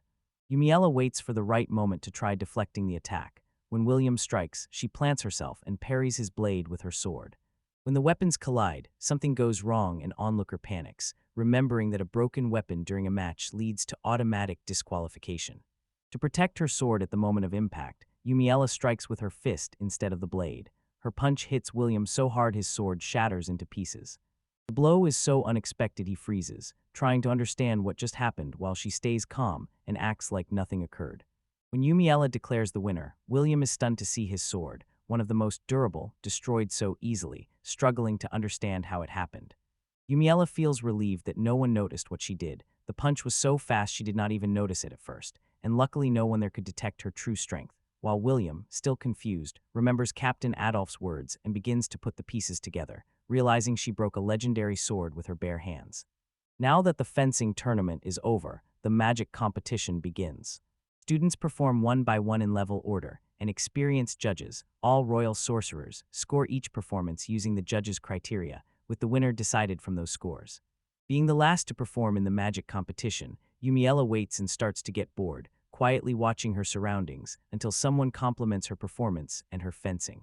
Beside her, a person explains that unlike sword fights the magic category, judges control and variety as well as raw strength, and Yumiella thanks them for the comment but stays calm. A participant says that, although she couldn't defeat Yumiella in direct combat, her edge in the competition is being able to use all four magical elements. Yumiella listens quietly and thinks that because she only has dark magic, she may be at a disadvantage in this kind of evaluation, and she admits she lacks confidence in her magical control. A classmate asks about her vacation and says he heard she trained at the royal palace, which briefly surprises her. Yumiella asks what kind of training the other girl had but gets a vague, formal answer, tries her simple conversation lines again, and quickly gives up when they don't work. After a moment's thought, the other girl admits Yumiella is level 99 and apologizes for doubting her, saying she heard rumors that Yumiella will be used in a direct attack on the Demon Lord and that she respects the decision, since it all seems very serious. Yumiella's rival declares she will become the country's greatest mage, says winning this tournament is part of that plan, and reminds everyone the results will be judged by royal sorcerers, including the head of the royal mages, and even while admitting Yumiella's strength, she makes clear she still hates her. Yumiella replies calmly but firmly that she won't back down and will dedicate herself fully to the competition. Meanwhile, they ask about Alicia, who is still preparing her presentation. Now the next participant is Alicia, a first-year student who specializes in light magic. She enters quietly and looks nervous. Alicia closes her eyes and clasps her hands in prayer. Tension in her face shows she is struggling to keep concentration before using her magic. Alicia opens her performance with a spell called Sunrain. Small spheres of light drift down like a shimmering rain, leaving everyone amazed by the beauty of the magic. The protagonist watches in silence, recognition and thought crossing her face. Memories from Alicia's childhood surface, revealing the spell's deep personal and emotional significance for her. Alicia keeps captivating the crowd with her spell, filling the stadium sky with tiny glowing lights. The protagonist watches calmly, realizing Alicia has always had the potential to be a heroine, even if that never showed before. A light touches her hand and disappears, leaving her intrigued, and she suspects the different kinds of magic they use caused it. Alicia finishes her magic presentation and receives sustained applause from the audience. Her high score amazes everyone because of the beauty and rarity of her light magic. The protagonist watches calmly and thinks that if rarity is considered, she might still have a chance. Soon after, Edwin is called on stage to represent the four elements. She admits she didn't expect to make it this far with Alicia leading. Edwin uses the four elements in his magic, and the protagonist notices he is strong with fire and water, but weak with air and earth. Scoring 90 points is impressive for mastering all the elements, but he still falls short of Oswald's level. Please indicate who is called next to present. Watching silently as Oswald begins his presentation, the protagonist takes a deep breath. Focuses, then begins to cast a spell. The ground trembles as massive rock formations rise from the earth. The protagonist is stunned by the raw power of the magic. Oswald continues his act by blending earth and water magic, forming a large solid block and with a precise gesture. Cutting it into perfect cubes, he amazes the audience with his refined technique and keeps a serious posture, showing total control over the spell until the end of the demonstration. Oswald forms a floating sphere of magic, carefully shaping the spell as he blends the elements. The sphere spins and glows intensely, showing his precise control. Firing the spell forcefully, he creates a precise explosion at the center of the arena and ends his performance with a striking flourish. Oswald ends his presentation with confidence and leaves the stage as the dust from the explosion settles. The audience starts commenting excitedly, and the judges bow in approval as the crowd breaks into applause praising his performance, while Yumiella watches from afar and makes a brief comment as she prepares for her turn. Oswald earns a perfect score, and the audience cheers as he walks back, confident of his victory. Quietly, Yumiella watches, impressed by his control and how he combines magic. Although she hasn't decided which magic to use, she knows she can still tie despite Oswald's direct provocation that no one can beat his score. Yumiella realizes the competition order follows the participants' levels, so she goes last because she's the strongest. Beginning to think the others really are trying to level up, she walks to her turn convinced Alicia, and the others must become stronger to defeat the Demon Lord, yet she is frustrated with how slowly the country is improving in that area. Yumiella spots Patrick watching from a distance and finds it strange that he isn't closer. Still, she decides to give a presentation he can clearly see from where he is, forces a smile, and mentally promises to put on a show worthy of him. Announced as the final competitor representing dark magic, Yumiella notices Patrick step back and is briefly intrigued, and seeing that control is no longer the focus, she decides to show her true power. Quiet and confident, she begins to release her intense level 99 aura. Yumiella raises her arm and casts the black hole spell. The crowd is stunned, unable to grasp what they are seeing. Yumiella deliberately unleashes her full power so even Patrick, watching from afar, can see. As the spell builds, she realizes how long it's been since she used her full power. Yumiella's magic blankets the sky over the stadium, turning midday into night. From a distance, onlookers are startled by the sudden darkness and think evening came early, and the spell's size and impact are visible even far away. The dark sky fills with small lights, creating a beautiful contrast to the earlier spell, and Yumiella watches calmly, realizing that beyond her destructive power, she can also cast magic of striking beauty, while those watching from afar look stunned by the sight. Yumiella's spell begins to have an unexpected effect. A vortex forms at the end of the spell and begins sucking everything in, creating a strong air vacuum. People panic, thinking it's the end of the world, and shout that she is the Demon Lord herself. Yumiella realizes she forgot this part of the spell. She worries she used only one spell, while the judges look shocked and try to decide how many points to give her. Yumiella presses the judges to let her cast one more spell despite the panic her last one caused, and she starts pitching bizarre ideas like Anne emerging from the shadows or a healing spell that uses dark magic, while the desperate judges tell her she has already won and beg her to stop. Unexpectedly, Yumiella is awarded 300 points, which puzzles everyone since the maximum should have been 100. In the end, she wins both categories of the tournament and earns a black magic amulet as a prize. Yumiella receives the black magic amulet as a prize and says it will further boost her magic, while one of the evaluators does not understand the item's true purpose. Patrick, a bit worried, asks if she really needs it. Trying to warn her, he tells her to stop breaking swords with her hands. Yumiella gives a threatening look and offers an on-the-spot demonstration of the amulet's effect, sending Patrick into a panic. Months have passed since the tournament. Winter arrives, and Yumiella says at least it's not that cold. She also says, life gets easier when she doesn't have to decide what to wear. Loneliness still defines her routine, and after the competition, her classmates are even more afraid of her. The next morning, someone greets her, trying to break the isolation. Yumiella says she has only been talking to Patrick lately, is glad not to be involved in Alicia's romances, and describes her life as peaceful as Patrick arrives and greets her normally. His tone shifts when he asks if she knows why Alicia keeps losing her things. Yumiella answers plainly that she knows nothing, and inwardly she already says goodbye to her peaceful days. Edwin defends himself by saying he's asking everyone, and Patrick steps in to say accusations without evidence are unfair. Patrick quickly apologizes and tries to leave the situation. As he leaves, he says he never thought to ask Edwin, knowing Edwin couldn't do something like that. Surprised by Patrick's attitude, Yumiella says he would never have done that before. She realizes that in the original game she caused Alicia's problems, but now someone else is doing it instead. Many students don't like Alicia, and she knows it's because Alicia is a commoner or because she is close to the prince. Reflecting, Yumiya realizes she is being left out of this plot despite herself. Thinking about Alicia's situation, she sees that any feelings she had in the original game no longer apply in this reality. She remembers always relying on her dark magic, and now doubts whether the decision to torment Alicia in the game was truly hers. Worried the bullying could stunt the girl's level growth and jeopardize future plans to fight the Demon King, Yumiella decides it must stop immediately and resolves to investigate Alicia's belongings herself. Alicia is always with the three boys, so nothing strange happens in class and direct bullying seems unlikely. She concludes the culprit is acting after school and decides to keep watch. During her observation, a suspicious girl is caught near Alicia's desk, and the girl, startled, says she was worried about items disappearing. Yumiella drops from the ceiling and dives straight at the suspect. It causes a huge scare. The girl panics, fearful she will be attacked, and pleads desperately not to be killed. Yumiella steps forward calmly, her serious expression making the other girl more afraid. The nervous girl trips and falls, then admits she hid Alicia's belongings because Ilonora ordered her to. Yumiella listens without much reaction and wonders why everyone fears her despite her not having done anything extreme yet. Ilonora then sits calmly and confirms what she heard, repeating the accusation almost indifferently.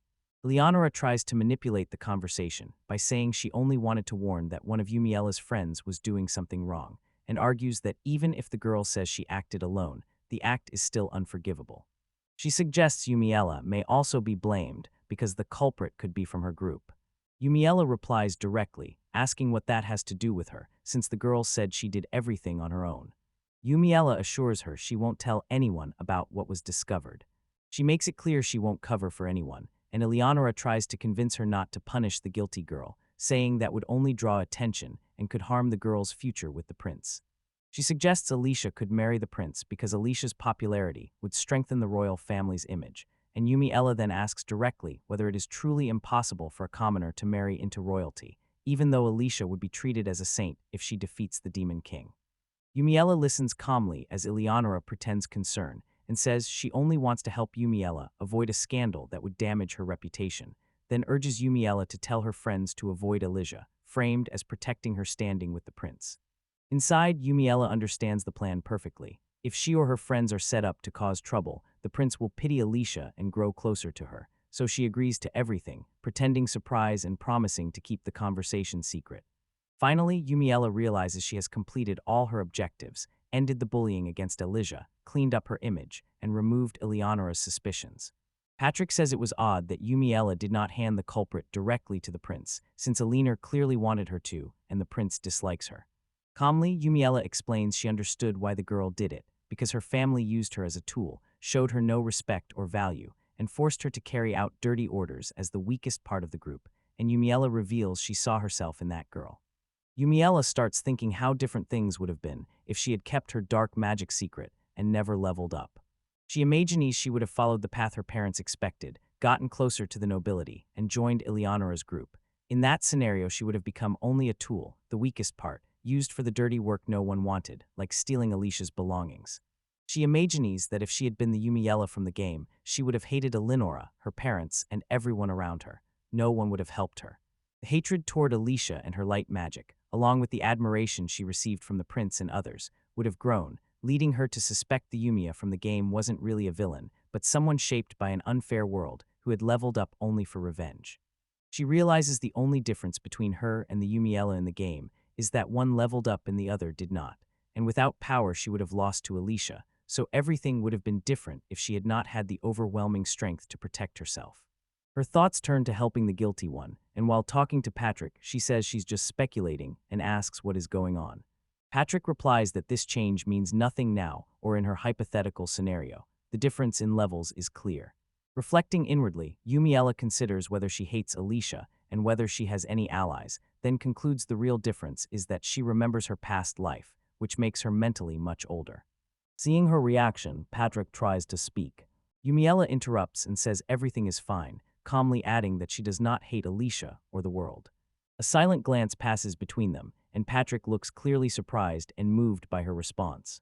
On the bench, Yumiella remembers wanting to run away and hide, but with Patrick nearby, she's now considering staying in the country. After saying goodbye, she mentions she's going back to the dorms, and Patrick responds, "Take care." Once she leaves, he sits on the bench smiling to himself, content that he had someone to talk to. Yumiella lies on her bed, thinking how quickly the year passed. She worries about when she'll be able to make friends, because even forming a simple connection takes a lot of effort, and she can't imagine ever having a boyfriend. Yumiella walks through the school when Ilonora approaches, smiling and clearly excited to see her. Despite the friendly tone, Yumiella replies coldly, saying coincidences can be scary and revealing that since the bullying incident, Ilonora has been insisting on getting close and won't leave her alone. Ilonora keeps insisting that Yumiella join her for tea as if they were close, completely ignoring Yumiella's clear disdain. Despite Yumiella asking for space, Ilonora keeps trying to get closer. Unclear about her own motives, Yumiella worries about the consequences because Ilonora is the daughter of a powerful and dangerous duke, but she resolves to be firm and deal with it directly. Yumiella tries to stop Eleanor's constant invitations, but the girl offers sweets and makes a pitiful face. Despite being told their closeness could bring more trouble with the prince, Eleanor insists she only wants someone to talk to. Fed up, Yumiella agrees to go just to end the matter, thinking how tired she is of this clingy princess. Walking down the halls, they draw whispers from other students, and Yumiella notices they're not heading to the usual place and asks about it. Eleonora smiles excitedly and says their destination is her room, where she wants a long, peaceful conversation. Sitting down for tea, Eleanor insists that Yumiella try a biscuit. She takes it and chews quietly. It tastes bland. Trying to be polite, Yumiella responds, and proud Eleonora says she baked the biscuits herself, which only deepens Yumiella's confusion about why she is being treated with such kindness. Yumiella uses the biscuits as a chance to push Eleonora away and tells her they taste bad. Inside, she hopes this will annoy the princess and make her stop hovering. Rather than lie, she chooses honesty, hoping it will end the other girl's persistence. Eleanor laughs and agrees with Yumiella that the biscuits are bland. She seemed pleased that Yumiella was the only honest one, while everyone else pretended to praise them. Confused and anxious, Yumiella worries she may have made a big mistake by trying to push the princess away with honesty. Eleonora smiles mischievously and explains she made the biscuits because she heard Alicia brought some for the prince and wanted to try something similar. Growing impatient, Yumiella replied that Eleonora was out of her mind, the daughter of a noble with political designs and practically a biological weapon, and made clear she did not want to be dragged into the princess's manipulations, which were beyond her, and only wanted Eleonora to despise her like everyone else. Yumiella notices that the more she tries to make Eleonora hate her, the more the princess seems to like her, and she suspects the system is broken because everyone around Eleonora treats her as infallible. Yumiella is the only one who challenges Eleonora's actions, feeling uneasy, and seeing everyone else simply agree with Eleonora without question only makes her more irritated. Yumiella suspects someone is manipulating Eleonora, using her naivety for their own gain, and worries a person with dubious motives could be exploiting the princess's trust. Eleonora, meanwhile, keeps trusting those around her with the same sincere faith, which leaves her vulnerable. Yumiella remembers Alicia's things going missing, insists she had no part in it, and questions Eleonora's role in the incident. They wonder who suggested pushing Alicia into trouble. Eleanor says her family always makes things complicated to justify her actions, and though she means well and is not bad at heart, she admits she may have been influenced without realizing it. Eleonora admits she didn't think what they were doing to Alicia was right, but because everyone was talking about it, she gave in to the pressure. She also says one of the other girls volunteered to take part in the action, and Yumiella, suspicious, suggests Eleonora may have simply gone along with the group's idea without thinking it through. Her complicated history with family and friends could have influenced her choices. Eleanor excitedly tells Yumi and Ella that now they're friends, she doesn't have to worry anymore. Eleonora says she wants advice about her relationship with Prince Edwin, but Yumi Ella avoids getting involved and says she's too busy, highlighting Yumi Ella's discomfort with their friendship, while Ilonora ignores her reservations. When Ilonora asked if Yumi Ella was sure she would marry the prince, Yumi Ella felt uncomfortable remembering she had lied. Avoiding the truth, she knows that even with the lie, the topic has put her in a difficult position. The situation makes her think about how she got pulled into these lies. Alone in her room, Yumi Ella is studying. A cheerful blonde girl suddenly enters and announces herself, interrupting Yumi Ella's moment, who reacts with indifference. When the visitor barges in without ceremony, Yumi Ella has to welcome the duke's daughter into her room. To show respect, she serves the guest a special tea. The blonde girl uses the moment to invite Yumi Ella to a tea party she'll be hosting soon. Yumi Ella asks why Ilonora is so interested in her, and the answer is that Yumi Ella is different from other people. Ilonora is enthusiastic about Yumi Ella's distinctive personality. She remembers an old prediction that Yumi Ella would marry the prince. Yumi Ella feels uneasy about how Ilonora behaves. Patrick notices this and urges Yumi Ella to give the girl a chance, insisting Ilonora is eccentric, not mean. Yumi Ella considers the suggestion, sensing that Patrick wants them to be friends. Patrick asks whether Yumi Ella will go to the year-end ball, but she says she'd rather skip social events. Later, Yumi Ella decides that as a complete outsider, there is no point in going, so she prefers to stay home. Yumi Ella believes the ball events will not affect her life, and she might attend just out of curiosity. When Ilonora arrives excited and asks about her ball dress, Yumi Ella is already annoyed by her classmates' constant presence. Ilonora explains the ball calls for pretty dresses to dance in, but Yumi Ella says she has no partner, when Ilonora suggests Patrick. Irritated, Yumi Ella thinks it over, remembers she can dance, considers going to the event, and wonders whether she even has a proper dress. Ilonora insists on choosing Yumi Ella's dress for the ball and offers one of her own, leaving Yumi Ella with little choice, so she agrees. They go into a room to sort out the dress problem. Yumi Ella enters her room with Ilonora and asks her maid Rita. Asked to check whether she has any dresses, Rita is surprised by the request but begins searching. Ilonora watches the scene with curiosity, as Yumi Ella says she needs a dress for the ball, but will wear her uniform if she can't find one, and Rita and Ilonora insist she needs makeup for the occasion. Though Yumi Ella hesitates, Rita offers to style her look, saying she already does her younger sister's hair. Rita finds luxe. Luxurious dresses with ruffles and trendy details, all ordered by Yumi Ella's family. Ilonora admires the quality of the dresses, while Yumi Ella doubts her mother really knows her age because Yumi has never met her. Yumi Ella prefers simple colors like black, white, and gray, but is reminded that white is reserved for weddings. Black isn't common for parties, so she chooses gray because she likes it. Rita promises to get her a dress that way. Soon after, Yumi Ella is told a package has arrived. She thinks she might have to give up the ball, but is surprised to feel disappointed. Soon a large, unusual package, unlike the usual parcels from the queen, arrives for her. It's perfectly sized for a dress, and she finds that suspiciously convenient. At the ball, Yumi Ella gets compliments on her dress. Ilonora asks why she did not ask Patrick to accompany her, making Yumi Ella uncomfortable. Patrick approaches. Wondering why everyone keeps bringing him up, Yumi Ella arrives at the ball in an elegant dress, catching everyone's eye, including Patrick and Ilonora. Surprised and excited, Ilonora steps back quickly to avoid interrupting Yumi Ella and Patrick's moment. Yumi Ella decides to go to the ball, but admits she thought about leaving and feels a little embarrassed to be in a dress. Patrick spots her and they fall silent for a moment, until Yumi Ella asks if something is wrong. Yumi Ella sees Patrick acting oddly and distracted, clearly searching for someone at the ball. He tries to hide it and says it's nothing, but she finds his behavior strange and sees he's focused on someone else. Yumi Ella remembers going to the ball to watch Alicia, but realizes she cannot tell which boy is closest to her. As she watches the group, Patrick notices Yumi Ella is distracted and asks if she is okay, but Yumi Ella keeps trying to work out Alicia's choice. While Yumi Ella thinks about leaving the ball, Patrick calls her and takes her hand, and prevents her from leaving. Surprised by his gesture, she waits to hear what he wants to say. Patrick politely offers his hand and asks Yumi Ella to dance. Surprised, Yumi Ella accepts the invitation. They start dancing together. Feeling his hand through her sleeveless dress, Yumi Ella immediately accepts Patrick's invitation to dance, which surprises him a bit, and Patrick smiles and says she'll always be herself, leaving Yumi Ella reassured that things are okay between them. Although Yumi Ella is confident in her physical skills, she dances stiff and robotic because she worries about stepping on Patrick's feet.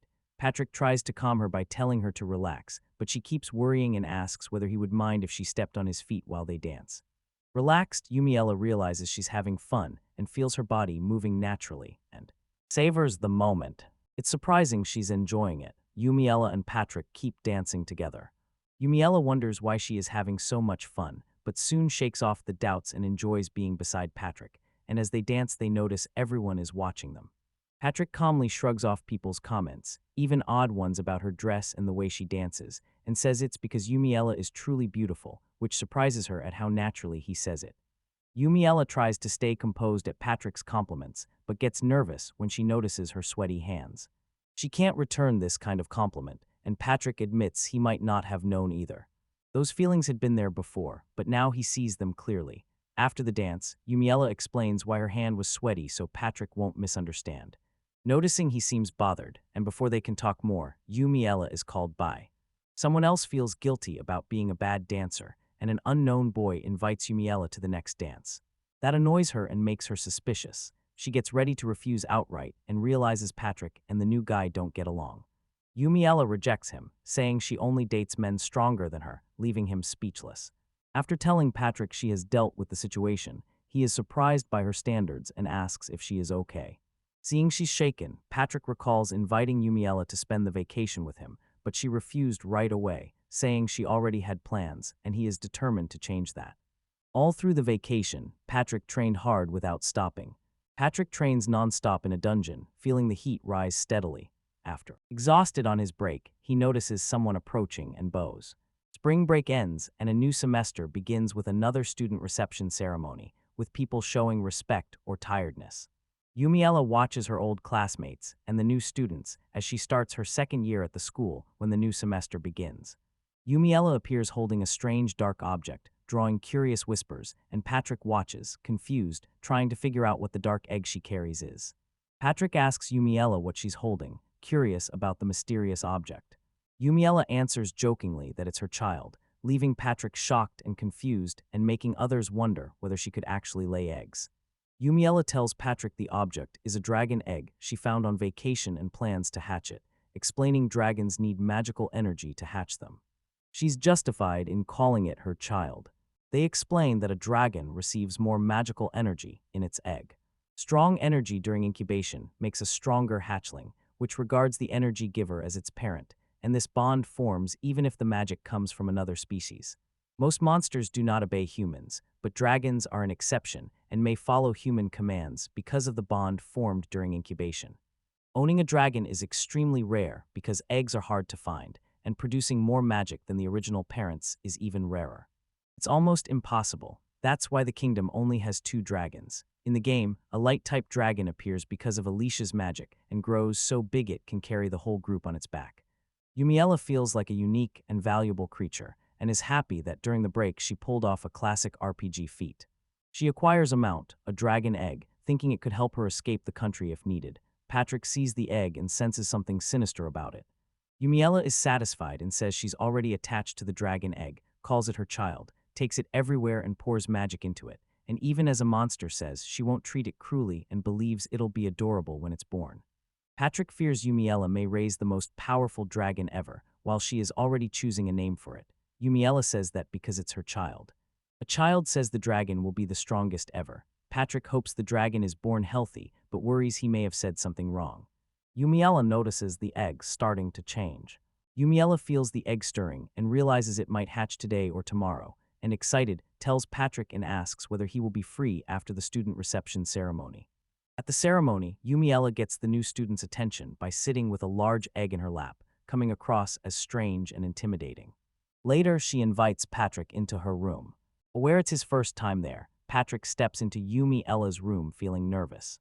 Since it's his first time in a girl's room, they sit down for tea and Patrick asks what Yumiella did over spring break. Yumiella explains that during the break, she helped Jessica defeat a dragon and kept the egg as her reward. For the rest of the time, she poured magic into the egg while handling her daily tasks. Patrick, surprised, asked if she had permission for that, and Yumiella confirmed she had authorization from the king and the prince. A principle for raising the dragon is that the egg starts moving again, which makes Yumiella excited and convinced the hatchling will be adorable. Patrick watches the egg, curious whether it will hatch, and notices Yumiella growing more excited with each movement, so he asks whether hatching it will make her a dragon knight, and Yumiella explains she got a special exception. She doesn't have to become a knight, though dragons usually belong to the nation, and their knights are very valuable. People even asked if she had any problems at school, which made her realize how privileged she was because of her strength. It was getting late, so Yumiella and Patrick think the egg won't hatch that day, but then they notice it moving differently. Yumiella calls Patrick over as the egg begins to crack. The egg starts shaking, and Yumiella and Patrick hope the hatchling can get out. They watch closely as the egg cracks and a claw appears, showing the dragon is being born, and Yumiella, excited to see it hatch, calls Patrick to watch. The dragon begins to break free from its shell. Yumiella cheers it on, and Patrick watches, a little surprised and still feeling pain in his hand from her grip. At last, the dragon arrives. The hatchling comes out of the egg and looks at Yumiella while she studies it up close, meeting his gaze. This is their first contact, and Yumiella surprises Patrick by calling the newborn dragon adorable. Despite the hatchling's scary look, she is delighted and says he is so cute she could die from so much cuteness. Her reaction leaves Patrick completely shocked. Yumiella watches the newborn dragon and sees he is black like her hair and eyes and looks a lot like her, describing him as majestic with big eyes and a large mouth and feeling proud. She hugs the hatchling. Patrick accepts her view and says that if she thinks he's cute, that's what matters. Yumiella says the dragon purrs like a kitten, while Patrick hears a low growl. Patrick suggests naming the dragon Ryu because it sounds cool. Yumiella finds it fitting because Ryu means dragon, and she likes that it sounds like a boy's name, which she sees as a bonus. Yumiella names the newborn dragon Ryu. He replies with a roar, then the dragon tries to breathe fire inside the room, and Patrick quickly asks him not to do that. Yumiella waves to control the situation, while a maid watches the mess, and she tries to calm the dragon, but he keeps breathing. A fire scares Patrick and the maid, so she decides to sleep next to the dragon until he grows up. Worried, Patrick says goodbye, and Yumiella takes Ryu to bed, saying she will take care of him. Yumiella stays in the room with Ryu and notices Patrick and Rita acting strangely. She has fun doing drag. Reagan thinks he's cute, and she wonders if she'll need a bigger place when he grows up, but she decides to worry about it later. Yumiella says good night to Ryu as she lies down beside him in bed. Rita steps into the room, nervous and shaking, but she cannot get a word out. Yumiella hears a scream outside. Ryu grows very fast and fills the whole bed with Yumiella. Realizing this is getting ridiculous, she starts thinking about how to get the dragon out of the room. Pella begins to wonder if she upset the new first-year students. Patrick explains why. They're now second-year students and say many freshmen enrolled, but things feel strange. When Yumiella walks the halls, students press against the walls, and when she steps outside, they hurry back inside. Yumiella grows thoughtful, realizing that despite hoping for a problem-free new year, the students are still afraid of her. Most nobles already know who she is after the Ryu dragon incident, and Patrick tries to reassure her. Telling her she hadn't acted directly, she still feels uneasy that only Ilonora agrees there's no need to be so afraid of a baby dragon like Ryu. Patrick senses that he and Yumiella want to say the same thing, so he insists they speak at the same time, saying it is better to take the risk than do nothing. And though Yumiella hesitates, she agrees, while Patrick grows nervous and asks to go first as they prepare to speak, signaling that they are about to reveal something important to each other. Beaming, Yumiella says her biggest wish is to fly through the sky on Ryu's back. Patrick is surprised by her answer, and she admits she's a little scared but still won't let him try it first. Ryu is already big and can fly even though he's never been trained. Meanwhile, Yumiella wonders if Patrick wanted to say something else. Yumiella imagines flying on Ryu's back and says most people have thought of that, but she admits falling from the sky would be frightening, and Patrick is surprised to learn she fears flying because he always assumed she was fearless. In the end, she realizes she was the one who raised the topic and feels a bit embarrassed, so Patrick drops the idea and doesn't press it. Yumiella says she is afraid of landing where people are, though she herself isn't worried, and Patrick explains that controlling a landing is difficult because only wind mages can do it precisely, and it can be dangerous for others, even so. Yumiella grows excited and decides to try flying with Ryu immediately, bringing Patrick to the dragon's house. Yumiella arrives excitedly and hugs Ryu. She tells him he's cute. Patrick watches and realizes that, despite her fear, she's curious about flying. Patrick asks about the ring she's holding, and Yumiella explains it marks Ryu as belonging to the kingdom of Valshin rather than being a wild dragon, and Patrick says he thought those rings went on dragon's ears. Yumiella says she didn't want to put it there, but she also didn't want them to think Ryu is wild. Yumiella puts the ring on Ryu, and Patrick finds it odd because the spot is very tight. Telling Ryu she will ride him today, Yumiella says she bent the ring easily and asks him to tell her if he feels any discomfort. Ryu answers with a roar. Patrick warns her to be careful, saying that being too confident often leads to trouble. He suggests that if she has doubts, she should not do it and mentions using a saddle for safety. Yumiella says she will be fine. Ready to try now, Yumiella ignores the suggestion to use a special saddle for riding the dragon because waiting for a custom one would take too long, climbs onto Ryu, and tells Patrick to trust her. Then tells Ryu to fly into the clouds. Soon they are already in the air and Yumiella, excited while riding Ryu, slips off the dragon and begins a high-altitude free fall but stays calm. Yumiella thinks she can just ask Ryu to pick her up, but realizes that won't get his attention. The dragon assumes she'll be fine just from falling because he thinks she's clearly stronger than him, so he doesn't worry, and she notices, while thinking about this, that she's falling straight into the kingdom's commercial district. Someone watches Ryu casually flap his wings, ready to treat it like a game. Acting fast, Yumiella uses magic to change her fall, aims for an open spot near Ryu's house with few people to avoid damage, and activates magic in her feet like boosters to control the landing. Yumiella uses magic to steer her fall and realizes she is heading straight for the academy. A slight course correction lands her in the right spot as she gains speed. Yumiella realizes too late that she should have used reverse thrust to brake, and though she knows her mistake, it is already too late. Her landing causes a massive explosion. Landing in a cloud of dust, Yumiella creates a huge crater. Realizing her shoes are ruined, she knows she needs new ones. Patrick rushes over, worried, while Yumiella says she's fine. Her shoes were the only thing that didn't make it, so Patrick decides to carry Yumiella in his arms. Although she says she can walk on her own, she still hesitates a little. She thinks that using her full strength to break free would only hurt Patrick, so she accepts being carried, and Yumiella realizes that despite her great power, she is still very light physically.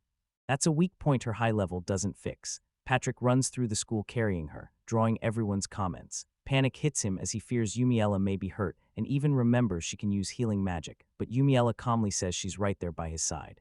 Over tea, Patrick and Yumiella talk, and she asks if he is feeling better, and he says he is. Patrick apologizes, explaining he thought she was in danger. Yumiella asks why he panicked so much. Admitting he overreacted, Patrick says it wasn't that bad and that she needs to take better care of herself. Patrick shows concern for her and tells Yumiella that even if others think differently, she is human. She jokes. She wonders if people see her as anything other than human. Only Patrick worries about her like that, and she feels she should be grateful. Although she sometimes feels a little left out, the principal tells Yumiella that until now she has been supervising practical lessons, and now he suggests she use this class time to take care of her dragon. He's growing fast but still a baby who sees her as his mother, so he thinks the proposal is quite generous. Yumiella replies a little unenthusiastically, thanks the principal for the chance to spend time with the dragon after school, and says she worries it would be unfair to skip classes, but the principal says it's fine. In the second year, he says students usually study alone or in small groups to sharpen individual skills, and the students chosen to defeat the demon lord have the same privilege. Yumiella learns the principal is letting her stay with the dragon during class because many students complain they couldn't concentrate, and the dragon's noise even keeps them from sleeping. In the end, seeing it as the best possible gift, she accepts it with excitement, and the principal says he will arrange everything right away. Yumiella refuses to take part in practical training anymore. Patrick reminds her that without a saddle, she shouldn't be flying around with Ryu. Yumiella says she understands she can't just go around making craters in the ground. Patrick says that's not even the main problem, but she stays relaxed. Next, the scene shifts to the outskirts of the royal capital. Two men discuss the country's situation, complaining that more monsters have been appearing lately and damaging crops and livestock. One of them spots something strange on the ground and leans in for a closer look. One person grows scared and stunned, wondering what it is as Yumiella flies on Ryu's back, her black dragon, drawing the attention of people watching from afar, and another watcher, surprised, realizes it is a black dragon. Yumiella tells Ryu not to fly too close to the ground unless they're at home, praises him, and he answers with a roar, and she says she'll hug him more when they're not flying, because once they start flying with a saddle, she won't be able to feel his scaly skin, and thinks that's a shame. Yumiella spots a girl sitting alone. They realize it's Alicia. She was surprised because she had almost forgotten the other person existed after they stopped seeing each other. Convinced Alicia is in a special class among the elite, Yumiella spots the perfect chance to watch her and prepares to land, careful to keep a safe distance. The landing makes a sound that draws Alicia's attention. Someone looks surprised toward the sound. Yumiella watches the landing and thinks she would rate herself an 80. Realizing she used too much force, she says she needs to adjust her control and probably should have landed with Ryu, who gives a cheerful roar beside her. Alicia hears the impact and worries that someone may be hurt. She pauses, thinking it would be pointless if it were a monster, but decides she still has to check. Despite her fear, she gets up determined and heads toward the sound. Alicia flinches at the sight of Yumiella and the dragon. Yumiella realizes she's been seen and greets her. Yumiella says she's just passing by. Alicia asks why she's not in class. Yumiella explains she was assigned to a special class. Seeing her again surprises Alicia. Alicia looks at Yumiella. He thanks her briefly and asks if she's been cursed lately. Yumiella is utterly confused. Confused and not understanding the question, Yumiella begins to suspect that Alicia can see spirits because when they last met, Alicia saw a dark mist around her. Alicia now says mist is much bigger than before and tries to help. Alicia realizes she can't clearly see Ryu and assumes he's the monster causing the mist, and Yumiella says that even though she raised Ryu and he's strong, Alicia can't properly see the dragon because their levels are so different. Yumiella says Ryu is adorable, like a puppy or kitten, and can even fly. To Alicia, the dragon seems huge, but she is impressed, finds him adorable, and realizes he can even fly. 3 boys arrive and make a scene when they spot Alicia by the dragon. One of them shouts, asking what Yumiella will do to her and telling Alicia to move back immediately. Alicia and another girl stare in surprise at the dragon. Yumiella simply sighs. They clearly annoy Patrick. He watches the scene, analyzing in silence. Yumiella explains she was flying around the area as part of her training. Worried, the boys arrive and ask if Alicia is okay and whether Yumiella did anything. Alicia says everything is fine, and they leave together to continue their training. Patrick watches, clearly understanding what happened. Alicia says she needs to go and apologizes. Yumiella says there is no need to apologize and apologizes for interrupting Alicia's training. Before leaving, Yumiella tells Alicia to do her best. After the encouragement, Alicia leaves excited and determined. Patrick appears and asks Yumiella whether, after everything he said, she still went flying with Ryu. Patrick discovers Yumiella flew with Ryu again and complains that she should know better, but Yumiella says she landed safely this time, and Patrick remains suspicious while she changes the subject, staying quiet and looking at him. Yumiella sees the elite team is stronger, likely because of their special training. She still thinks Patrick is the strongest of them all and notices he is bruised again during the second summer break. The girl went to the royal capital to collect Ryu's custom saddle from the craftsman's district. The custom saddle took months to be ready, but Patrick insisted on picking it up, even though she thought it wasn't necessary. After practicing air landings, the girl could land softly even when caught off guard, and eventually she realized falling no longer mattered, while Patrick kept working on the saddle. A girl walks into a city building, making it clear her goal wasn't just to get stronger. She also had other interests, including collecting rare creatures. Excited by the idea of exploring alleys like in RPGs, she hopes to find hidden treasures as she walks. He asks her to lunch, but she ignores him and walks on. She wondered if he was flirting with her. He says he's a spy from the Recruitment kingdom and has something important to tell her. He asks her to go to a red-roofed restaurant if she wants to listen, and she realizes he is not flirting and feels unsure what to do. Thinking it over, she finds the spy's approach odd, since they're only after her now, and she always expected that because of her level. Bordering Patrick's domain, the Recruitment kingdom makes her wonder whether something has changed, or whether it is only a recruitment attempt. At the meeting place, the girl meets the spy, who introduces himself as Linus, a representative of the Recruitment kingdom. Linus thanks her for coming, confirms she is Yumiella, invites her to sit, and offers the menu. Offered anything because he'll pay, Yumiella, despite having enough money from her adventures, decides to save and orders a plain, awful stew. Yumiella orders a simple dish and says she just wanted something. Linus approves the choice and tells the staff, but she grows worried when she realizes he may have misunderstood the order. Later, Linus whispers that he's surprised she didn't order dessert, and she realizes choosing that dish was a mistake. After the meal, Linus admits he is a spy based in Valshan's capital and that others are in the city too, including the man who approached Yumiella. He says they have been collecting information on her since she entered the school, so Yumiella feels like a test subject. After studying Yumiella, Linus says they concluded it would be impossible to convince her to go to Ramarist. She doesn't care about status or money. If she left Volshan, choosing Ramorist would make no sense. That's why they never tried to contact her before. What matters now is why they're suddenly interested. Linus asks if Yumela would consider going to Ramorist, promising anything she wants in exchange for her help. He explains her dragon's arrival has raised tensions and the country's leaders want her involved in military affairs. Yumela knows the proposal will involve becoming involved in conflicts and battles. Yumela politely refuses the proposal because fighting for Ramorist would turn Valshin, Patrick's home, into her enemy, and Linus had already expected this answer before leaving. Curious, Yumela asks to ask one more question, and Linus wonders why she is still in Valshin, since many expected her to leave because people with black hair face discrimination. It feels odd that she stayed, but the reason is clear to her. Yumela says she stays in Valshin to defeat the Demon Lord and protect the world, and Linus, surprised, replies that the Demon Lord would only attack Valshin. Yumela learns something she never knew, is shocked that no one ever told her, and now doubts Linus's information about the Demon Lord. They suspect the king and school principal no more than they admit. Then Valshin's soldiers arrive revealing they had been watched too, and Linus realizes their time to talk is over. Yumela warns Linus the back exit is surrounded, but he can escape across the rooftops. Linus thanks her for the help, promises to repay her, and slips out the window. Yumela knows it's time to leave too. Holding Ryu's saddle, she heads back to school. Now she can fly with Ryu whenever she wants. She does not want to see Linus again, but she wishes she had heard more about the Demon Lord. While remembering Linus's question about why she stays in Valshin.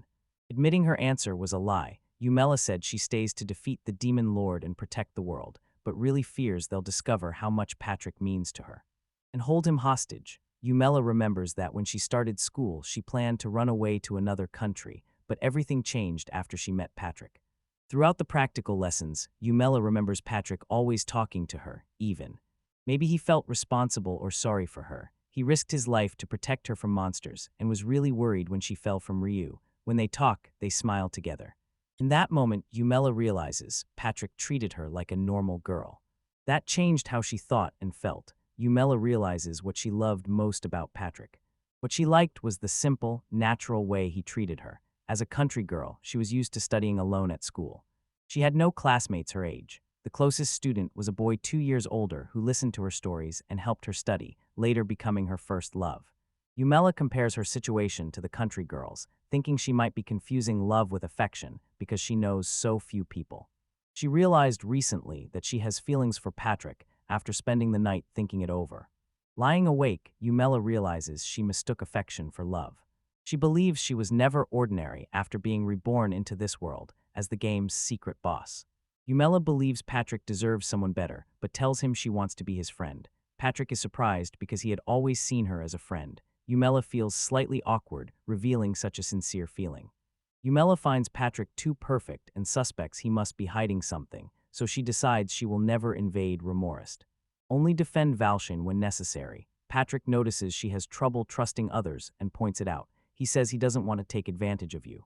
He promises Yumela that even if her powers faded and she were weak, he would stay by her side as he does now, and he knows forcing her would only make her run away. Yumela is moved by his words and answers cheerfully.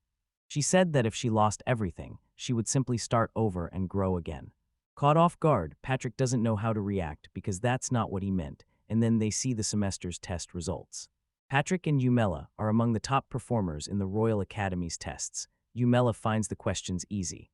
The exams cover the country's history and laws, and although she ranked high, she notices there are no special benefits for top students, and the full results are not posted, probably to protect the noble's children, and Yumela says she didn't want to stand out and should have. Patrick says that students from less prominent families often deliberately give wrong answers and get bad grades to avoid attention. He thinks it's best that everyone knows she's smart, because if she pretended to be dumb, if everyone thought she was naive, people would try to manipulate her even more, and Yumela realizes that would make things worse. Patrick points out that test scores aren't everything and the school handles failure quietly with a secret makeup test, and Yumela remembers that, like the test rumors, strange rumors circulate about her. Claims range from controlling a world of shadows to raising a dragon to take over the kingdom, and she says not to believe those rumors. Even with a makeup test, Yumela thinks it's hard for anyone to do that badly on such easy questions. demonstrating these rumors are only gossip and lies. Moments later, she happily tells Patrick she got Ryu's saddle and invites him to fly with her.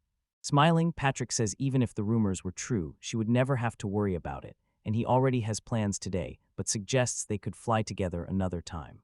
She agrees and immediately begins telling a story about a recent flight with Ryu, showing she is still eager to share her experiences with him. Ilonora approaches Yumiella and Patrick. Ilonora asks for a moment of their attention. Yumiella asks what she wants as Ilonora makes a subtle gesture to show the matter is important. Ilonora tells Yumiella she needs to discuss something important and invites Yumiella to her salon after school. Yumiella agrees, and Ilonora leaves smiling as she arranges the meeting. Yumi, Ella, and Patrick notice that when Eleonora says something is important, people take it seriously.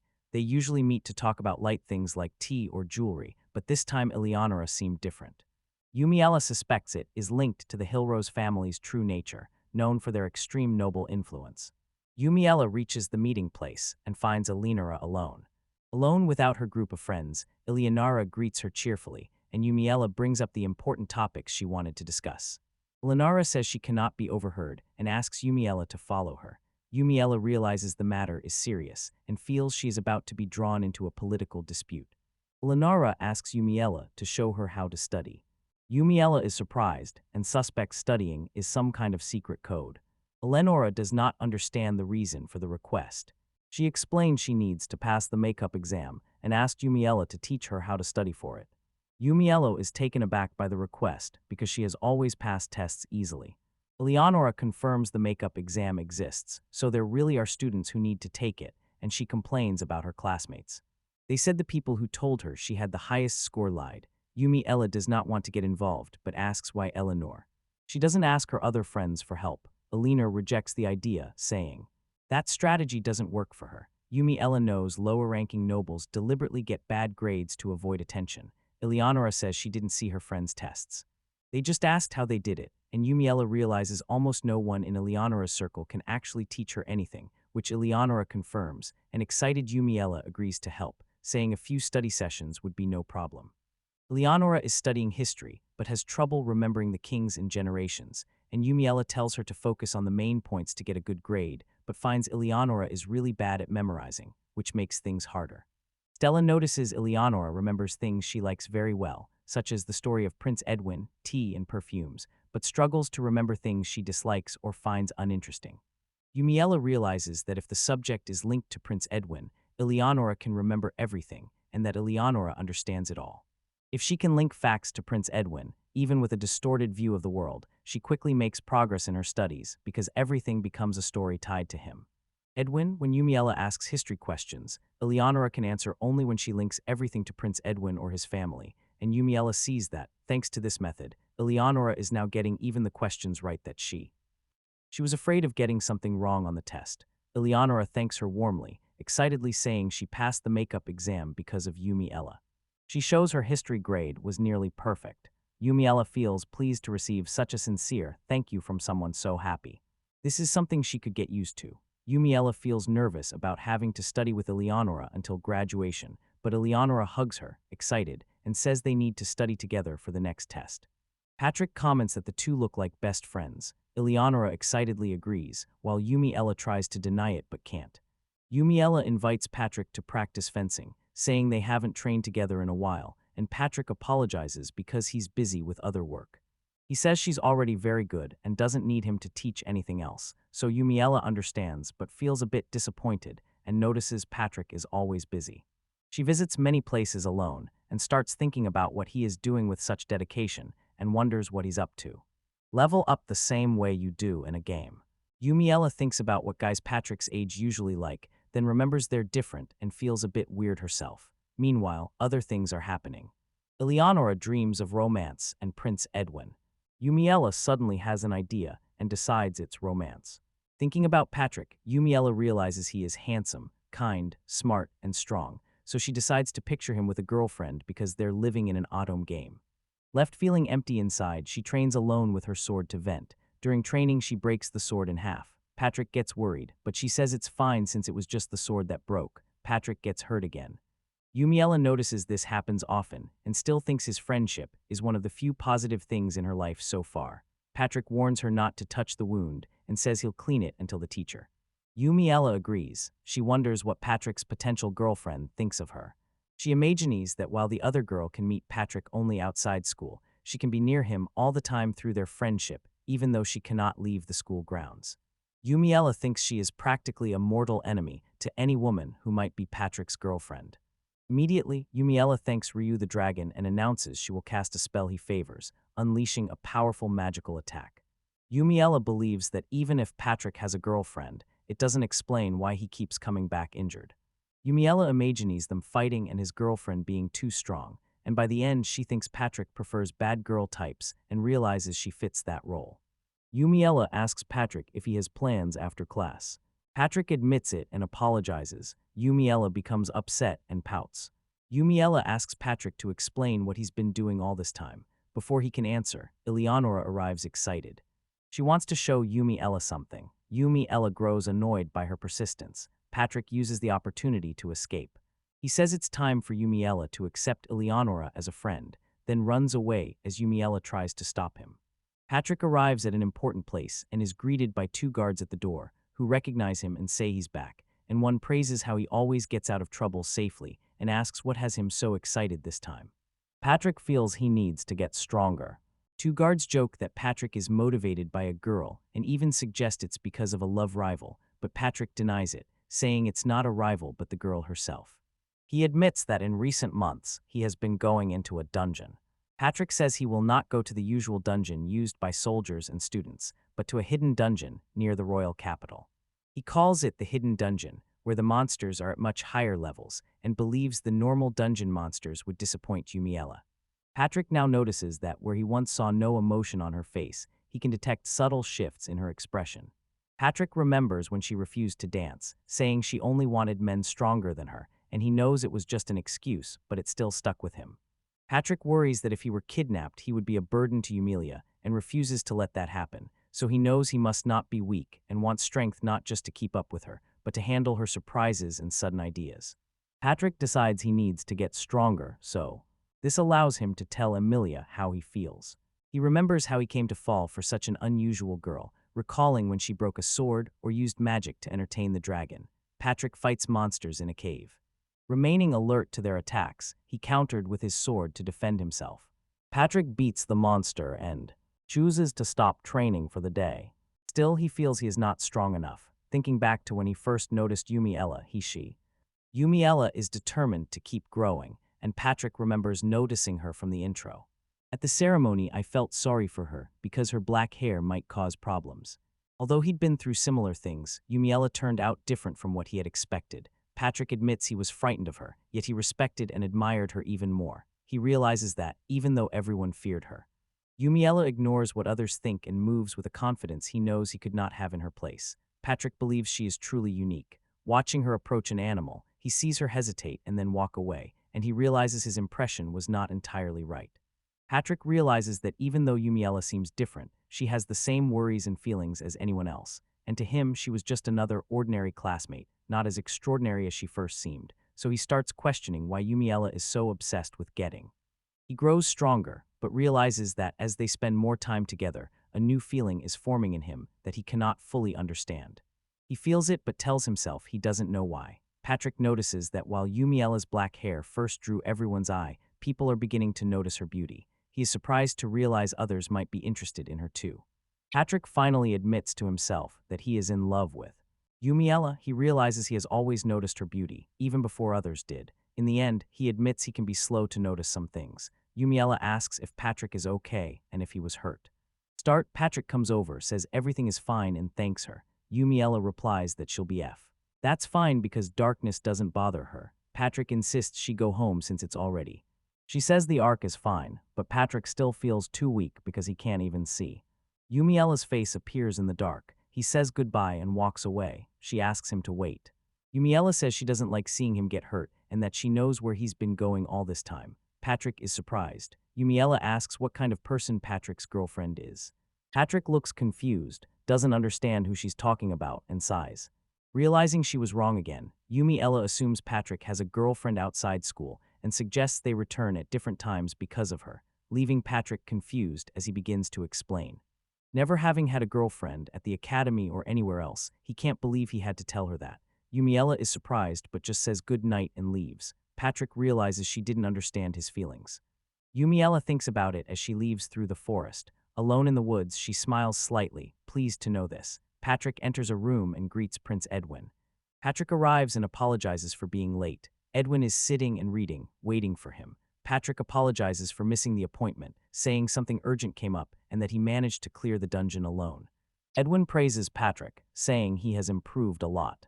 Patrick thanks him and tells Edwin to take care of his injuries. Noting someone had been waiting for Patrick, Edwin says it may confirm his suspicion. He then asks what Patrick wants to talk about that night.